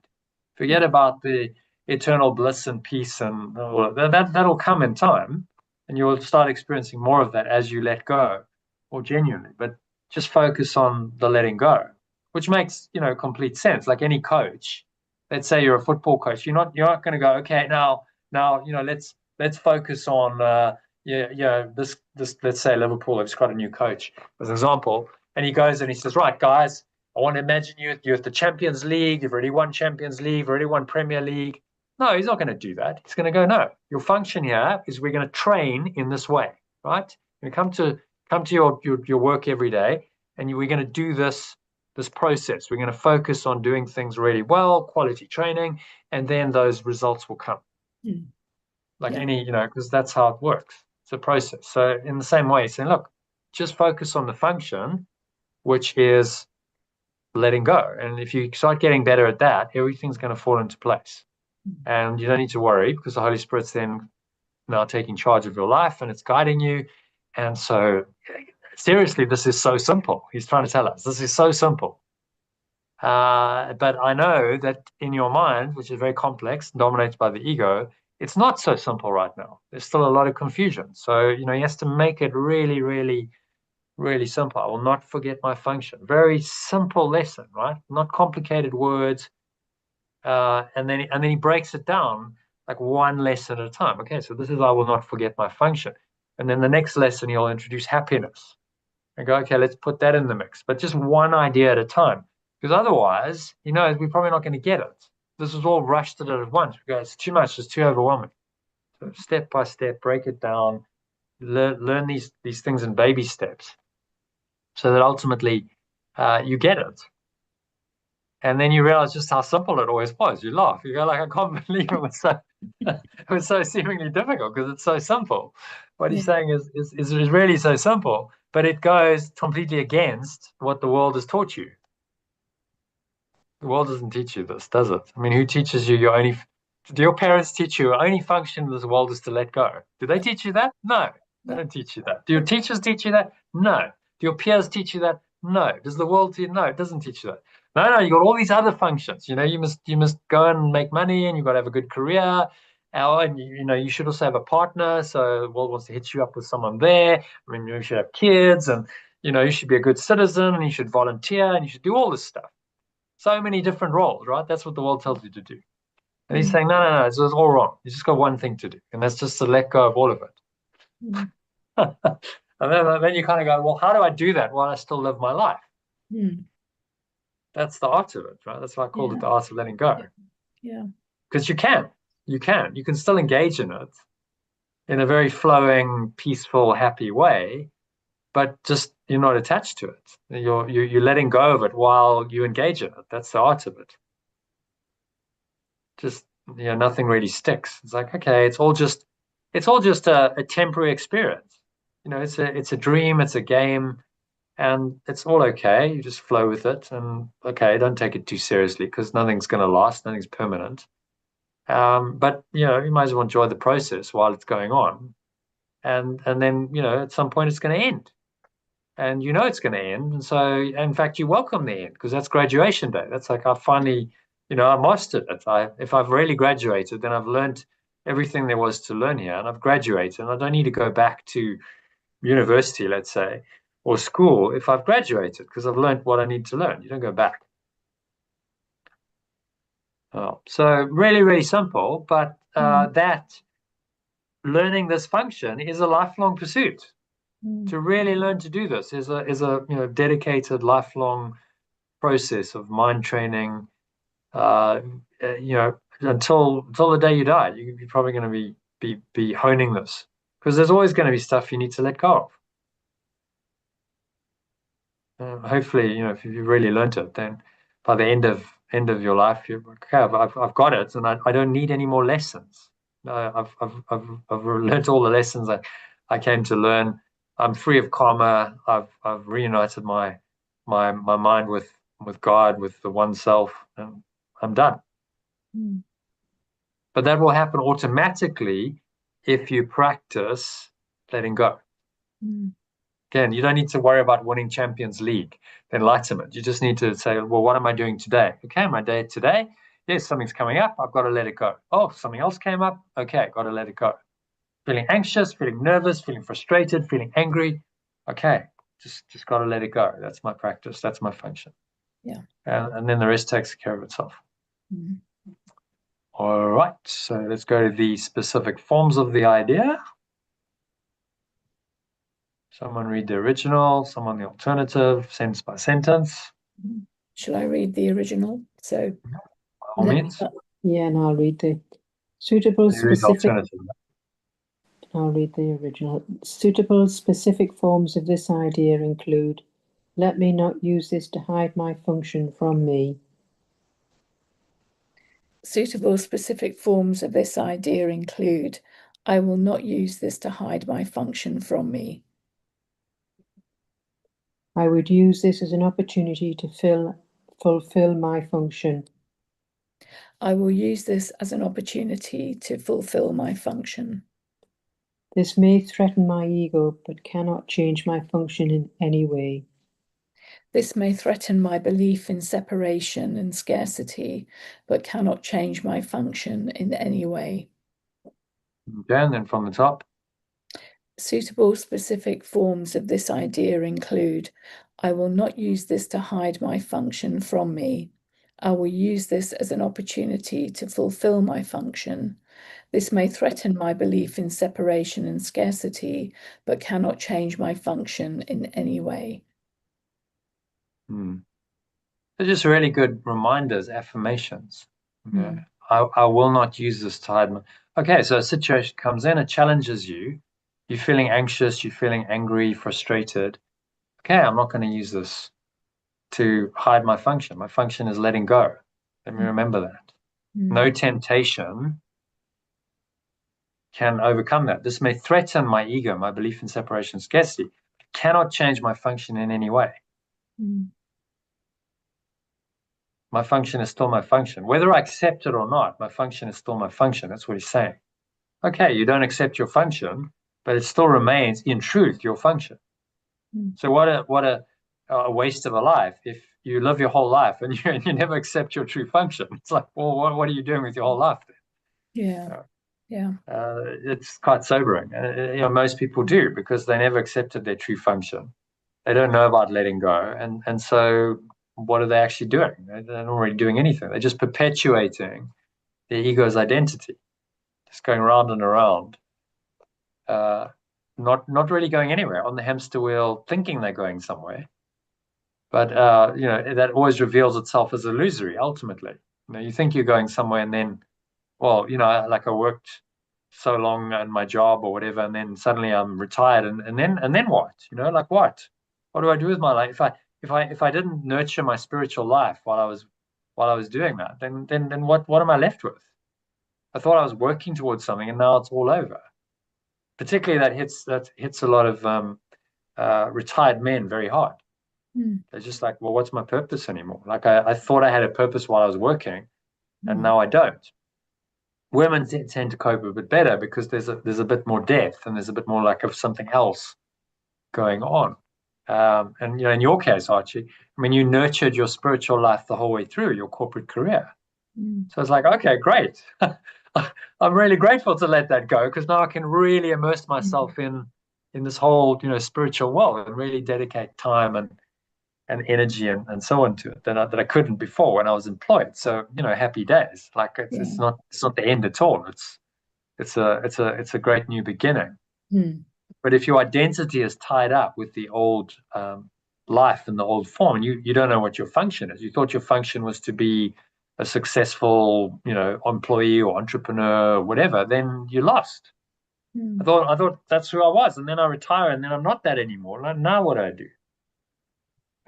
So every false identity ultimately fails you. That's the lesson.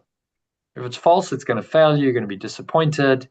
Only the truth is going to see you through every situation and through every change in life, because that never changes. That's kind of what he's saying in the end there, isn't it? That last one.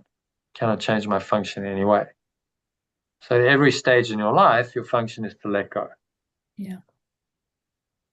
Just it takes us a long time to realize that, because in the first part of our lives, we think that's everything but our function, right? Our function is to get married. Our function is to get a job, to succeed in life, to achieve various goals we set, to have kids, to be a good member of society, and on it goes. And that's what society supports. Is no, that's your function. That's your. And of course, people get confused. It's like, well, hang on, I've got now like 3 or 4 or 5 different functions, and they contradict. Like, yes, I want to like a successful career. That's what I'm told. But I'm also supposed to be a really good parent.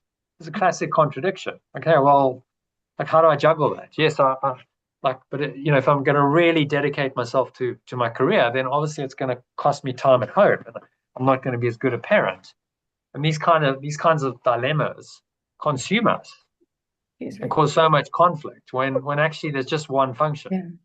Like, we really just let go, all the answers would be there. There wouldn't be a dilemma anymore. So like, I've just got to let go of all of it and trust that it's going to work out. The Holy Spirit's going to work that situation out for me. And that, that working out is the process of living. It doesn't always happen, overnight. These difficulties can persist until finally you get it and you work it out and you break through to another level. It's like, oh, okay. Now what was a real challenge isn't a challenge anymore. But it's because I've had to really work on it and really. So if you've got an issue in your life that's really difficult, then that's embrace it. I won't say I won't use this to hide my function from me. I use this as an opportunity. There's a huge, like, this is an opportunity. Instead of going, oh, this is terrible, it's bad. No, it's an opportunity. It's giving me the chance to fulfill my function. It's giving me the chance to discover who I am. Well, that's a profound mind shift. Along with, oh my God, it's terrible. Why is this happening to me? Why does this kind of stuff always happen to me? Why can't my life just all be nice and smooth like the Joneses? And this is nonsense. No, like, I welcome it, welcome the opportunity, because as tough as it may seem, this is my opportunity to really, really learn forgiveness and really then let go of the ego in much more of it than maybe I've ever done before, and reveal more of my true self. Okay, well, why I should be celebrating? We should celebrate adversity rather than celebrating the triumphs. In the seed of every. I thought of this the other day. It's quite a nice phrase. In the ashes of every victory are planted. The triumph of the triumph of every victory is planted in the ashes of every defeat, and vice versa. The difficulty, the sorrow of every defeat is planted in the celebration of every victory. It's quite it's the yin yang, because that's how it works. Like, in every adversity, there's the seed of the next triumph, of overcoming. For instance, I'll give you a practical example. So let's take football, because there's a lot to learn from it. This year, Liverpool didn't have a very good season. It happened to be a Liverpool follow, because my son's into it. It didn't have a very good season. I was like, well, maybe they won the Champions League and redeemed themselves, but they didn't. But as a result of that, they sacked their coach. And so now they've got a fresh start and a new coach with a new approach. If they'd gone and they'd won the Champions League, then they couldn't have fired the old coach. It would have continued. So actually, that was a good thing, right? All things work for good. It just so in the seed of that defeat is planted, in the ashes of that defeat is planted the seed of the victory for the next year, and then vice versa. You look at them a year ago. They just won the Premier League, and it's like, we're champions of Europe, and we're going to go like and everyone's like, oh, Liverpool's amazing, and they're going to dominate the Premier League, and they've got all this amazing talent, and it's all celebration. And then it's like, okay, but in all of that was planted the seed of defeat in this, because maybe they got overconfident. They're all like, oh, it's all going to work so well because we're so good.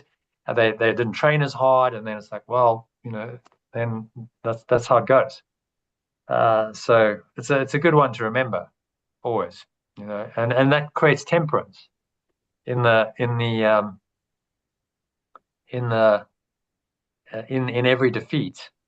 There's this always the seed of something new and a spiritual victory, and don't get carried away with any triumph, because if you do, you forget to be humble, and you forget, actually letting go as you function. So you can learn a lot from just ordinary life, just observing these situations. You're going, okay, but there's spiritual principles playing out all the time. All right, so any other thoughts, comments, questions on the lesson? I think it's a good one. I think tying them together is also nice. Because you've got lights of the world brings peace to every mind through my forgiveness, and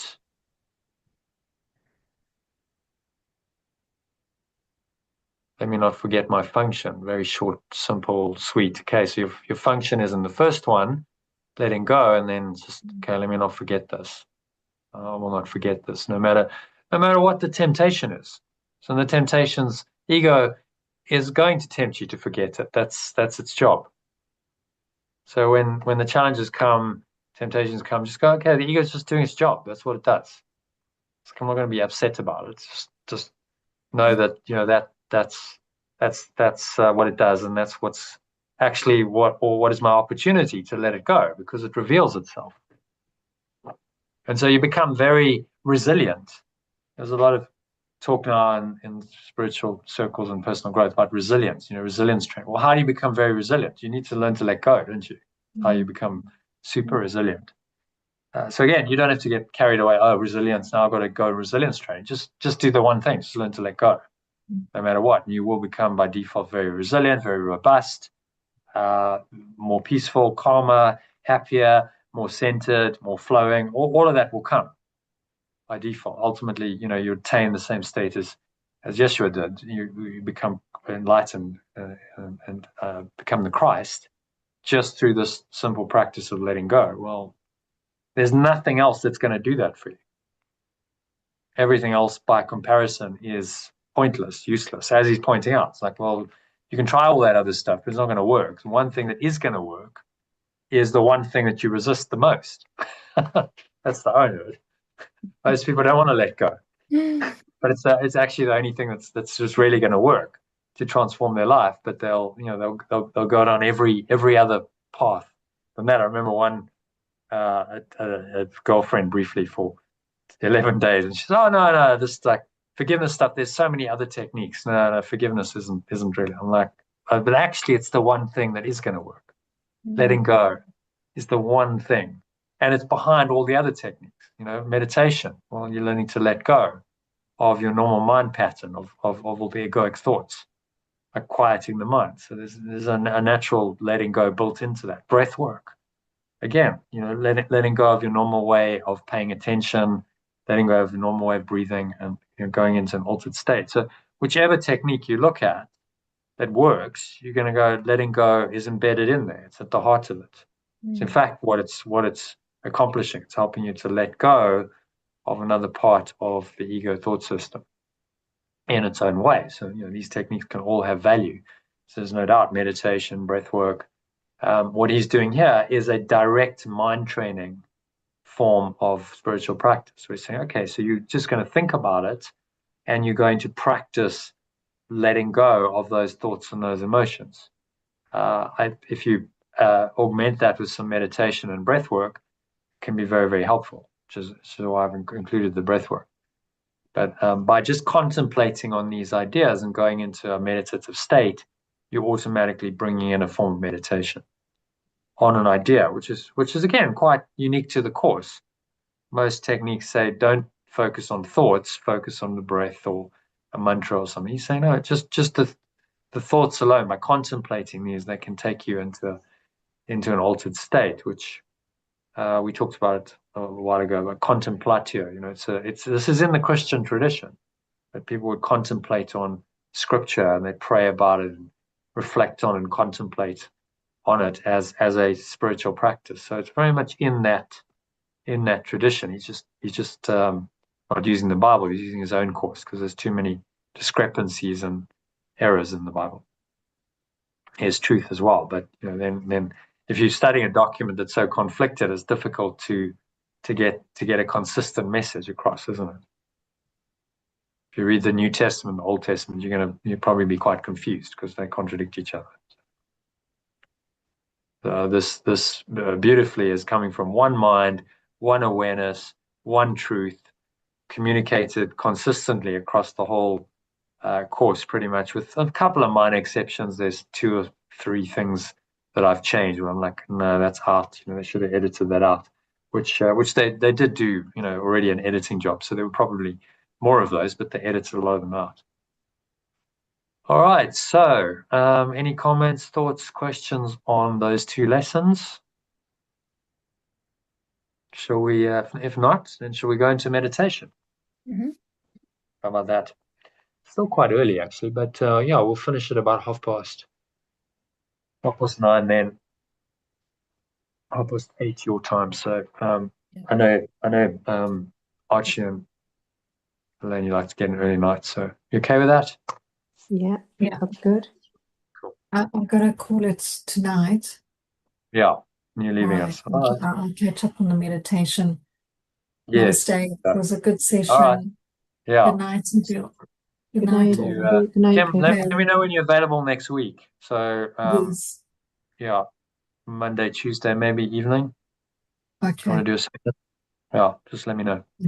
All right. Thanks, All Jono. right. Yeah. Namaste. Good night, Have a nice Kim. weekend. Good night. Yeah. Good night. Bye. Good night, Kim. Bye. Bye. Alrighty then. So let us go into a meditation to close this. So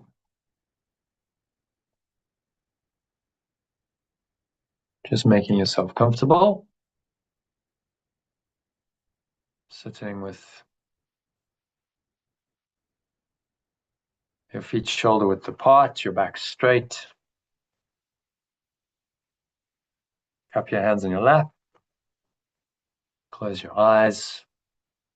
And start off with a nice deep breath in through the nose. You're breathing in, noticing how the stomach rises and the chest rises. Subtle flow of air in through the nostrils. Clench the sphincter muscle to lock the energy in. Draw the energy up the spine into your heart center. You can put one hand on your heart. Just to connect in with that heart space.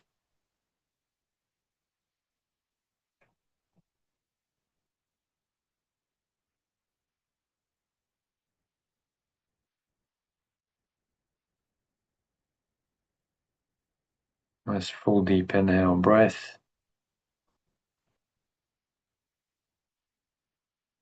So bring to mind any thought that's disturbed you today. Maybe it's still there, thought, emotion, and has disturbed your peace in any way. And breathe into that, invite the light or true awareness or abundance of the world into your mind, your heart, your body, your life. Say the light or true awareness or abundance of the world brings peace to every mind, which must include your mind, of course, through my forgiveness or letting go. And then just using your breath to help you, just let go.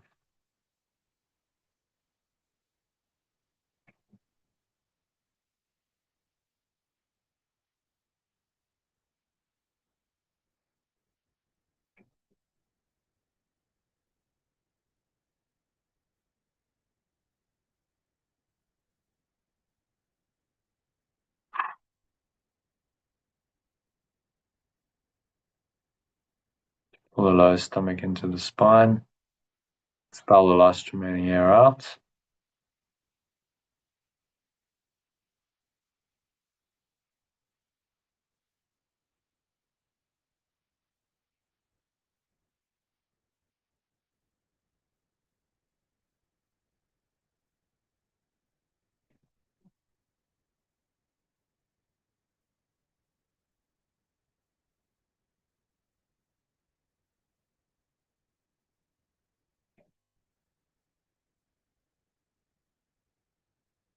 And just rest in the peace that comes. When you let go, then there's a natural peace that arises. Allow yourself to experience that. In the gap between breaths, there's a natural stillness in the mind.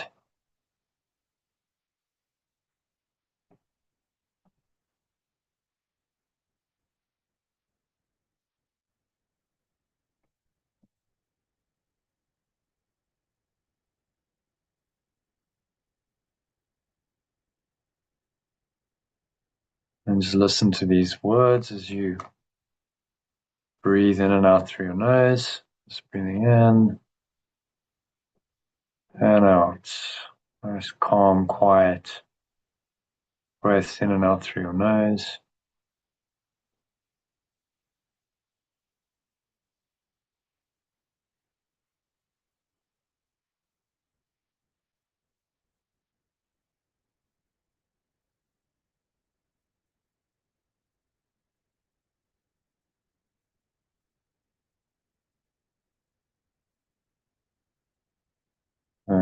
Just repeat after me as I say these words. Just repeat them, either aloud if you want or in your mind.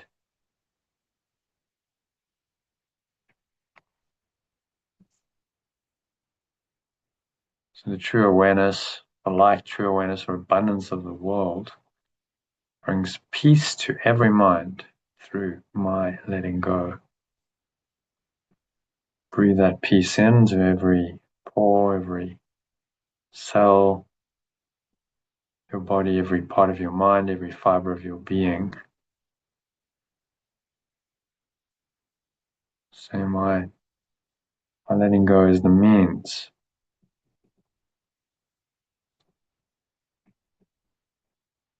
by which the true awareness or abundance of the world finds expression through me. And exhale on the truth of that. This awareness, this abundance, just being in you and extending out into the world to bless and heal everyone and everything. To extend it.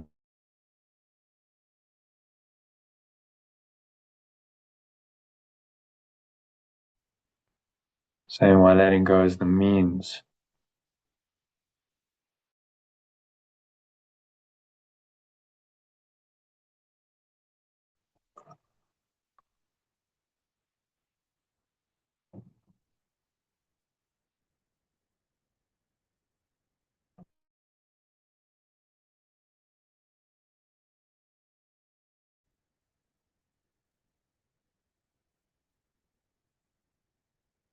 So breathe that abundance into every pore, every cell of your body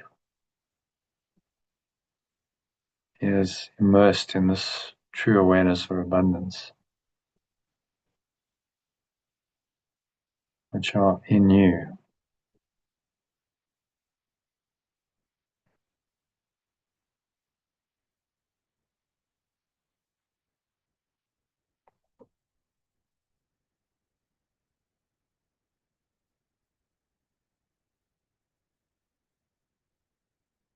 So my letting go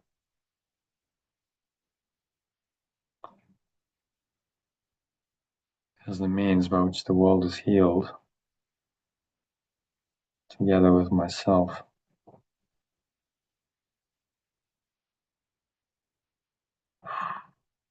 Exhale on the truth of that.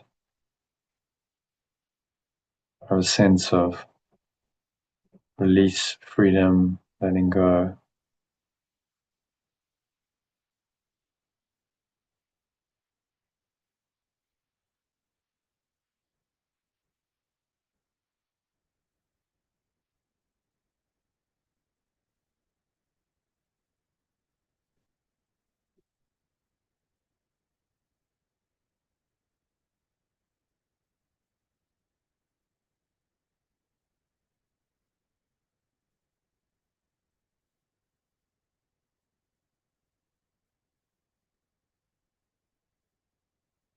Say to yourself, therefore, I choose to let go of the world so that it may be healed along with me.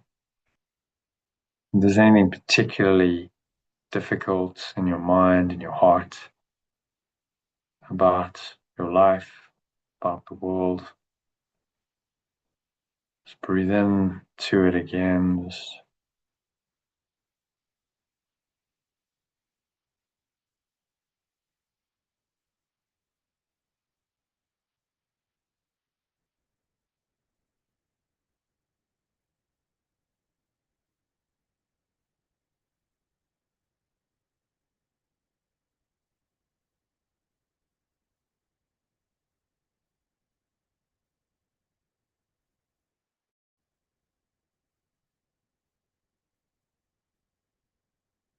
I choose to let go of the world so it may be healed along with me.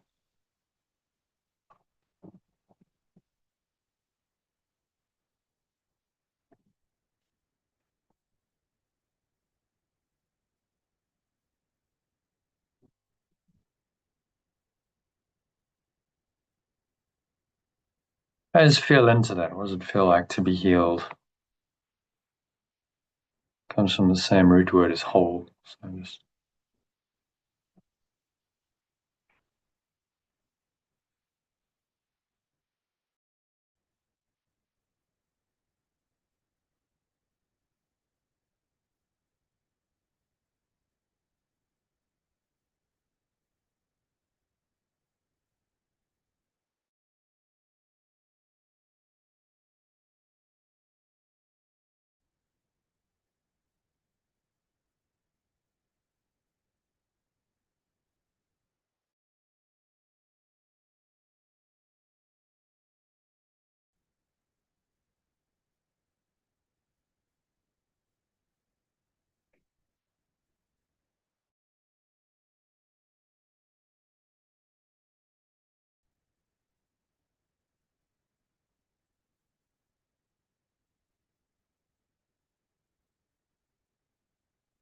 bring to mind any particularly difficult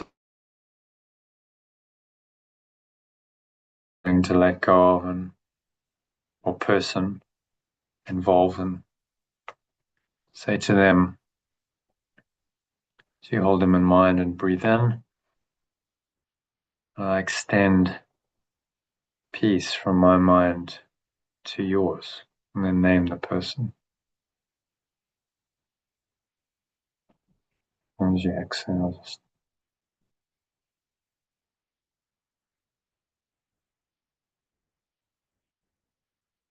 let it extend outwards to that person, using it's fusing their whole mind, their whole body.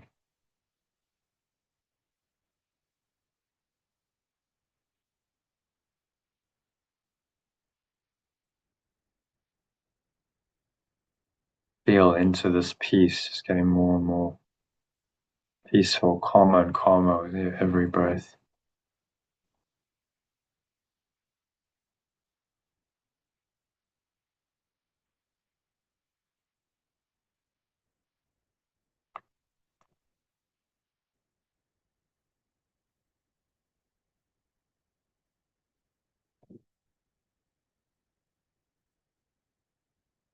I share the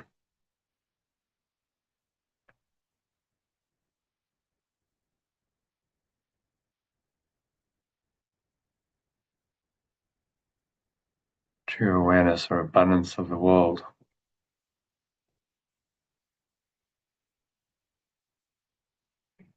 with you, and then name the person. Anyone who's pushed your buttons, anyone who's not doing what you want them to do. So I share this awareness, which is the abundance of the world, with you.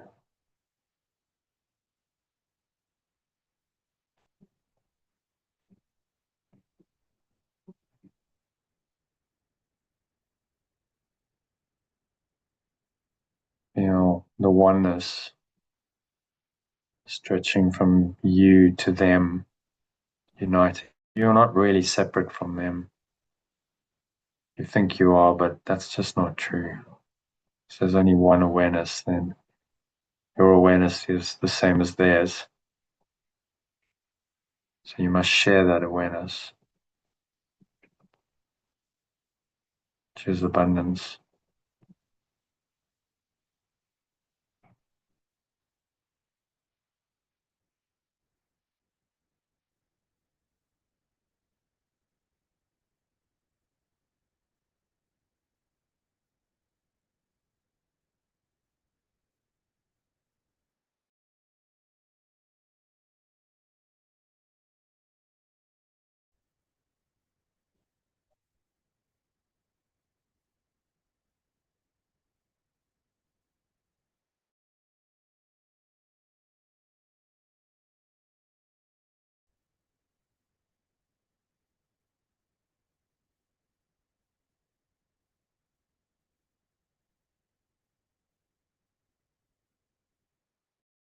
Or letting go, I can perceive the situation as it really is.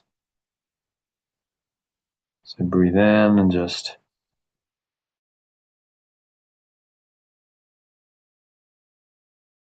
hold this awareness in mind, feel the peace of that.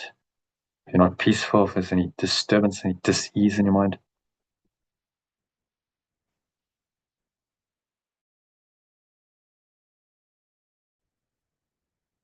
just be aware of it and let it go.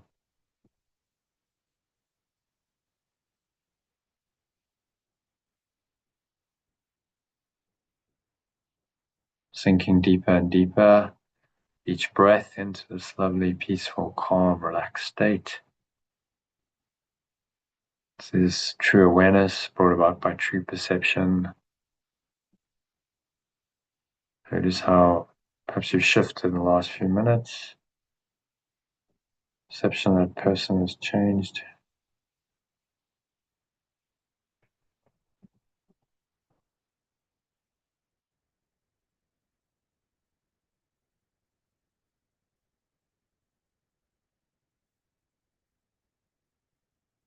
So perceive the situation as it really is. It is just another opportunity to fulfill your true function, letting go, to practice letting go, and through that reveal your true self.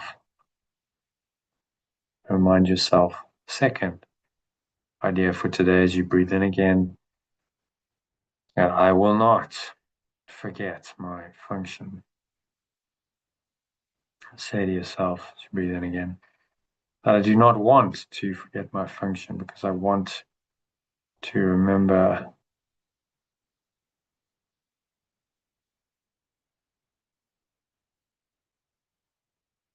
So I don't want to forget my function because I want to remember my self, capital S.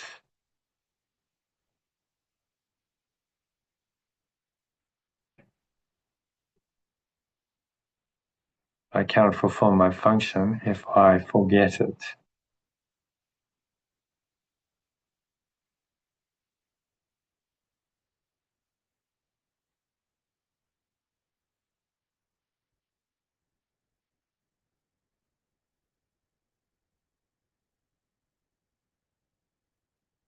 I cannot fulfill my function if I forget it. It's obvious. How can you fulfill something if you forget about it? So notice the logic. It's irrefutable in this. Then he continues in the same vein. And unless I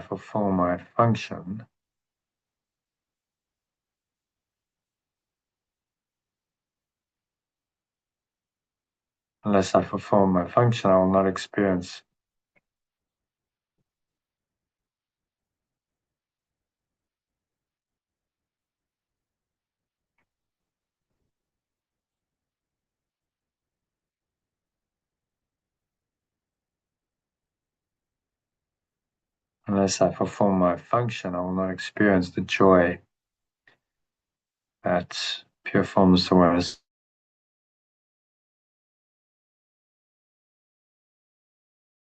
So tell us very clearly, this function of forgiveness or letting go is so important, critically important.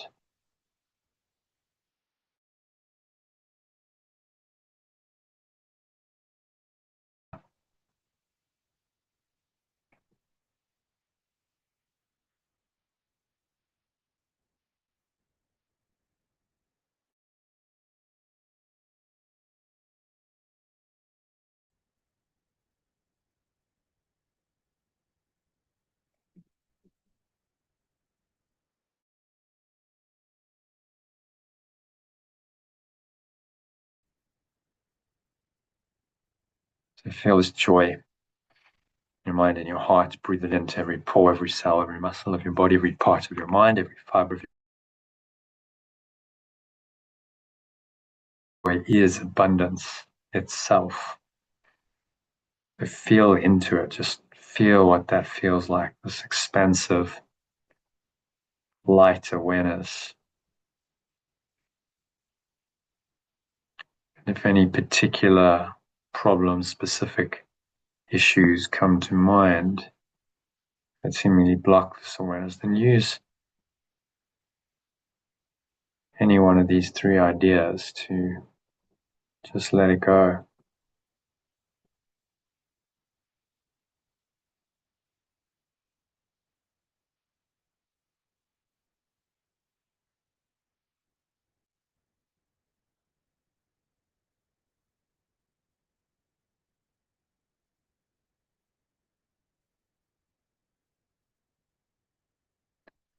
Feel that joy, feel the love, the peace, the joy. It's already there in your heart, in your mind. Breathe into it. If there's anything that stops this, that blocks this, a situation you're experiencing, a person, anything that doesn't bring you this expansive, open joy, then it's an illusion, it's false. Just remind yourself that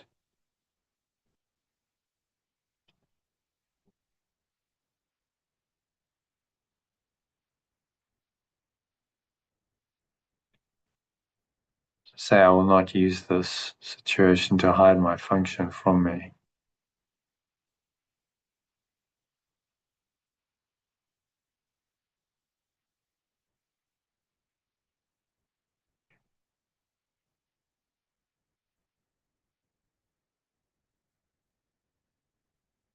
So most importantly, say, I will use this as an opportunity to fulfill my function.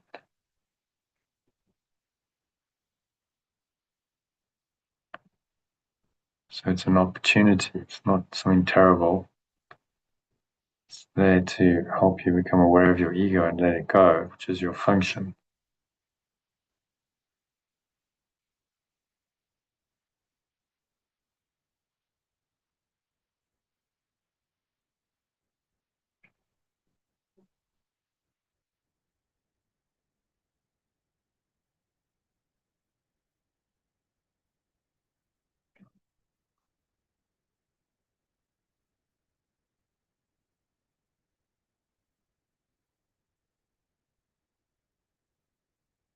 Say, this may threaten my ego or belief in separation and scarcity, but cannot change my function in any way. Whatever is testing you, challenging you, just dismiss it in the same way. It may threaten your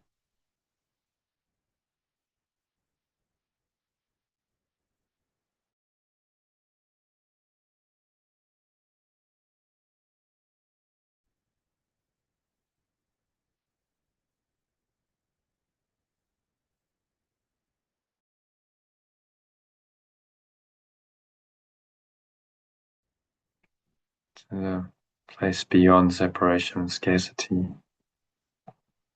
kingdom of heaven.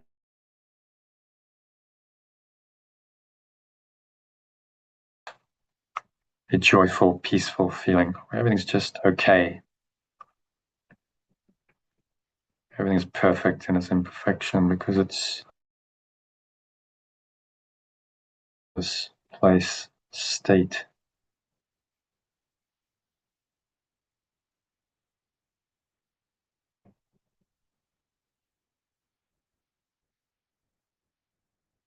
Sinking inwards, going deeper and deeper with each breath.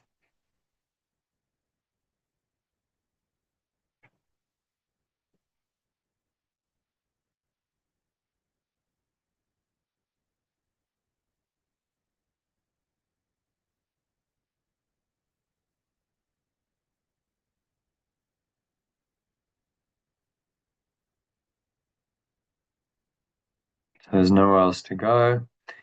Nothing else to do, nothing else to think about. You just breathe, relax, be still, and allow yourself to sink inwards, deeper and deeper, into the still, calm, quiet, peaceful place that your true function reveals, which is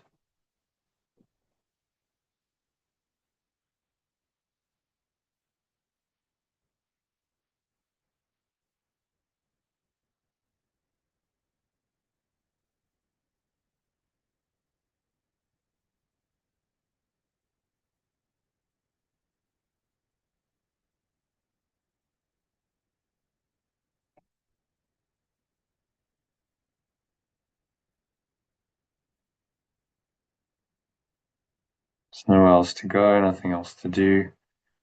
Just breathe, relax, be still, and enjoy the peace and the stillness.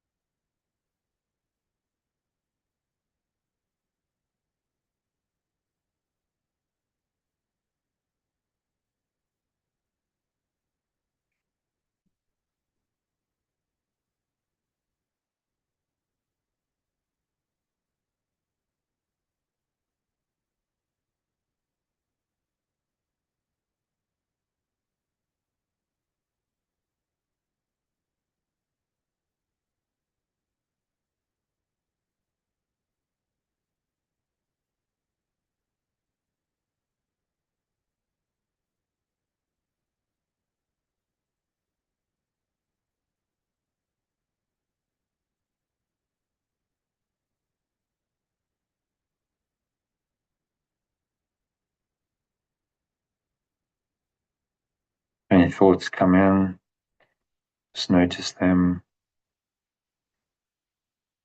apply.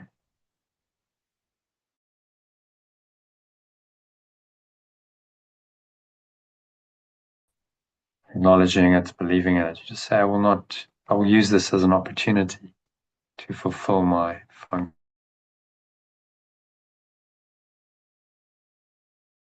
Just letting go. So all just good, all an opportunity to practice letting go, get better at it, in the process reveal my true self.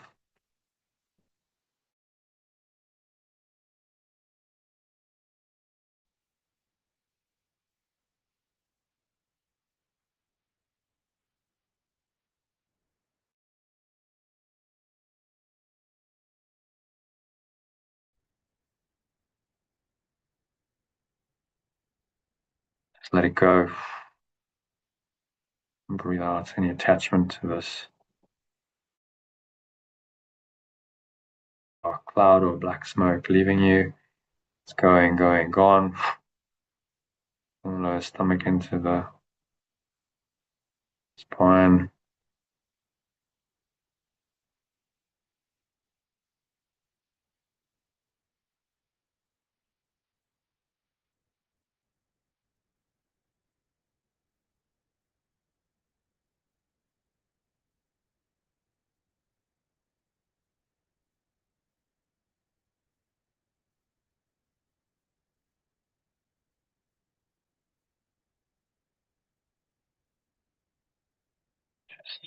Rest in this peace, the peace of God's surpasses all understanding. It's been called. Really nothing else to do, nowhere else to go. Just enjoy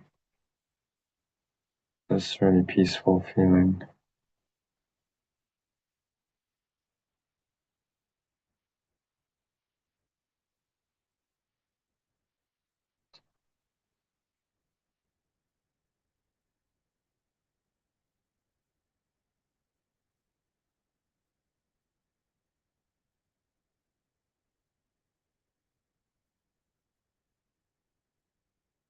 Just enjoy this complete peace and calm, quiet stillness. Just freedom for the next couple of minutes of deep silence.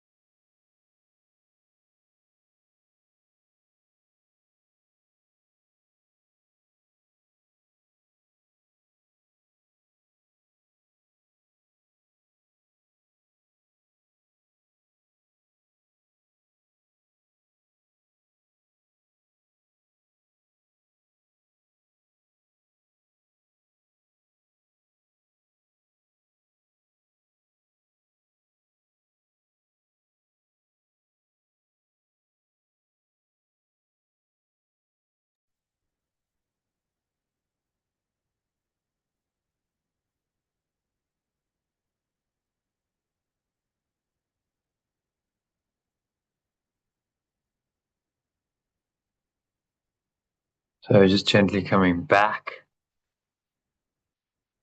from this really deep, peaceful state.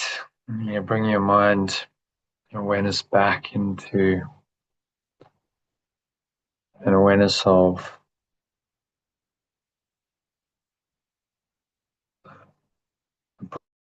breath, senses in the world.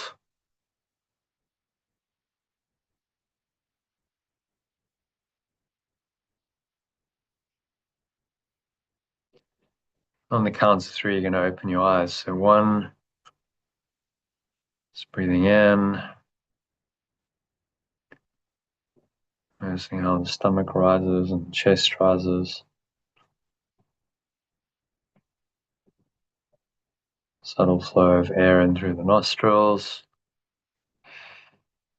Just pause at the top of the inhale, smile. Scan your mind again for any disturbing thoughts, any dis-ease in your mind or body. Notice that. Breathe into it. It's physical. Just feel like you're breathing into this and releasing the tension. As you do that, just use in one of today's ideas, say, the light of the world, the light or true awareness or abundance of the world brings peace to every mind through my letting go of the situation.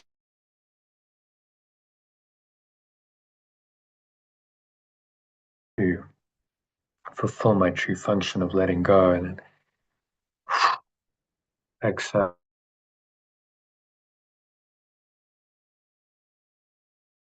As you're blowing it out like a dark cloud or a black smoke out of your mouth. It's going, gone.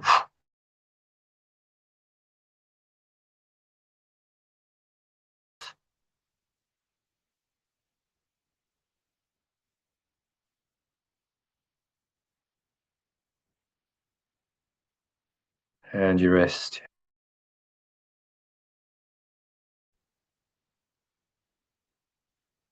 Lovely peace, stillness in the gap between breaths. Really experience this peace. Surpasses all understanding, all duality. It just is. Allow yourself to feel into that. On the count of 2 now, just notice the weight of your body pressing down into the chair and your feet touching the ground. Noticing what you feeling, touching, tasting, perhaps smelling with your nose as you breathe in. Notice the smell, notice what you're hearing in the surrounding environment. Just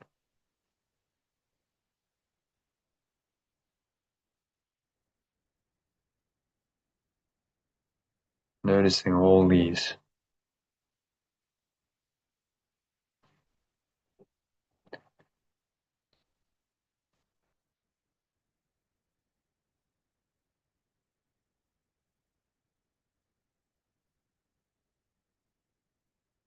sensations with awareness, but for no attachment, just observe them. Notice the peace that underlies all these perceptions.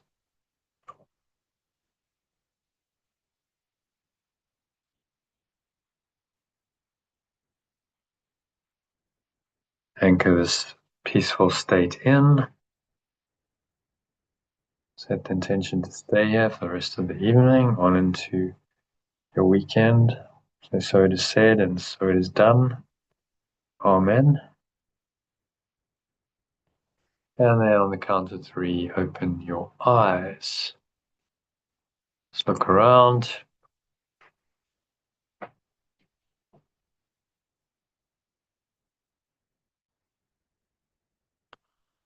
Just noticing the room around you. Take a minute to just ground yourself back to the world. Peaceful and calm, connected you feel compared with maybe when you started the session. This is the flow state that comes when you train your mind to let go and to find peace. So just stay in that and use the lesson if you need to help you let go of anything that contradicts us. All right, so that I think brings us to the end of the meditation and tonight's session. So thank you. Thank you, Jonathan. Yeah, That was a really good session tonight. it was. Yeah. Glad you enjoyed it.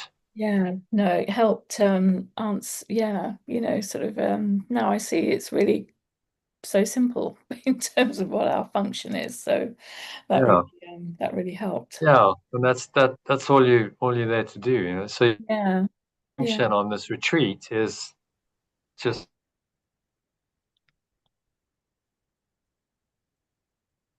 keep letting go and trusting the process, trusting the flow.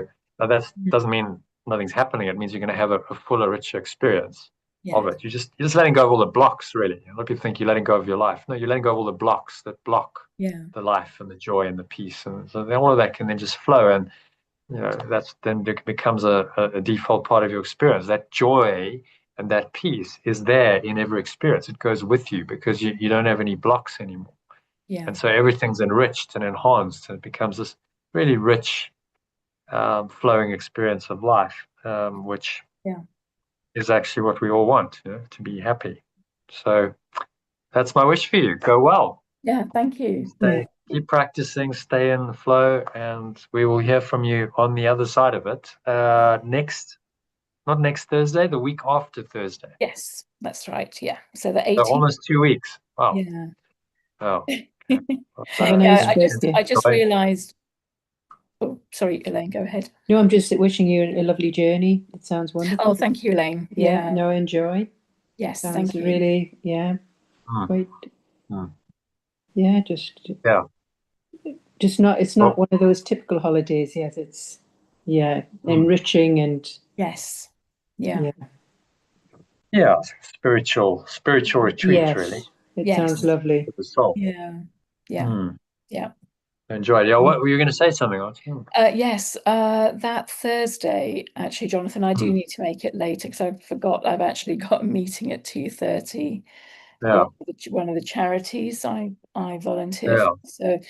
So actually maybe 5 o'clock would be a better time if that suits you on the 18th. Could do. And then we maybe do the next day. Can you do it in the afternoon? On the 19th. No, actually I can't do the afternoon then, but I can do again from about 5 o'clock if that works. So 5 o'clock on both days, really. If that's okay. All right. Yeah, should be okay. I'll confirm with you. That day before. Also. Right. All right. Go well in the meantime. Yes, and have lovely sessions next week as well. So sorry about that. Good journey. Yes, thank you. Yeah. Bye-bye. Good night. Bye. Bye. Namaste.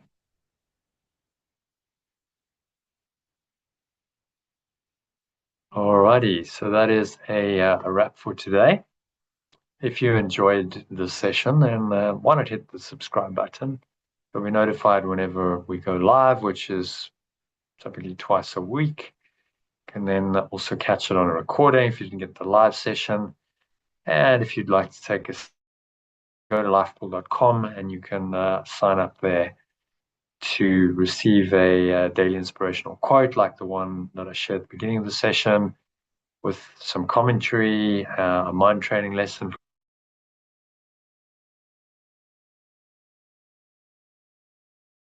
breath break, which allows you to practice it throughout the day, and invitations to join these live sessions.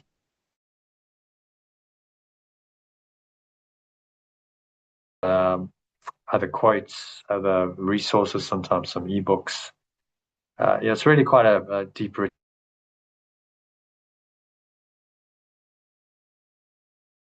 freely available at lifepool.com. Just need to have Telegram, so download and install the app if you don't already have it on the App Store or the Google Play Store.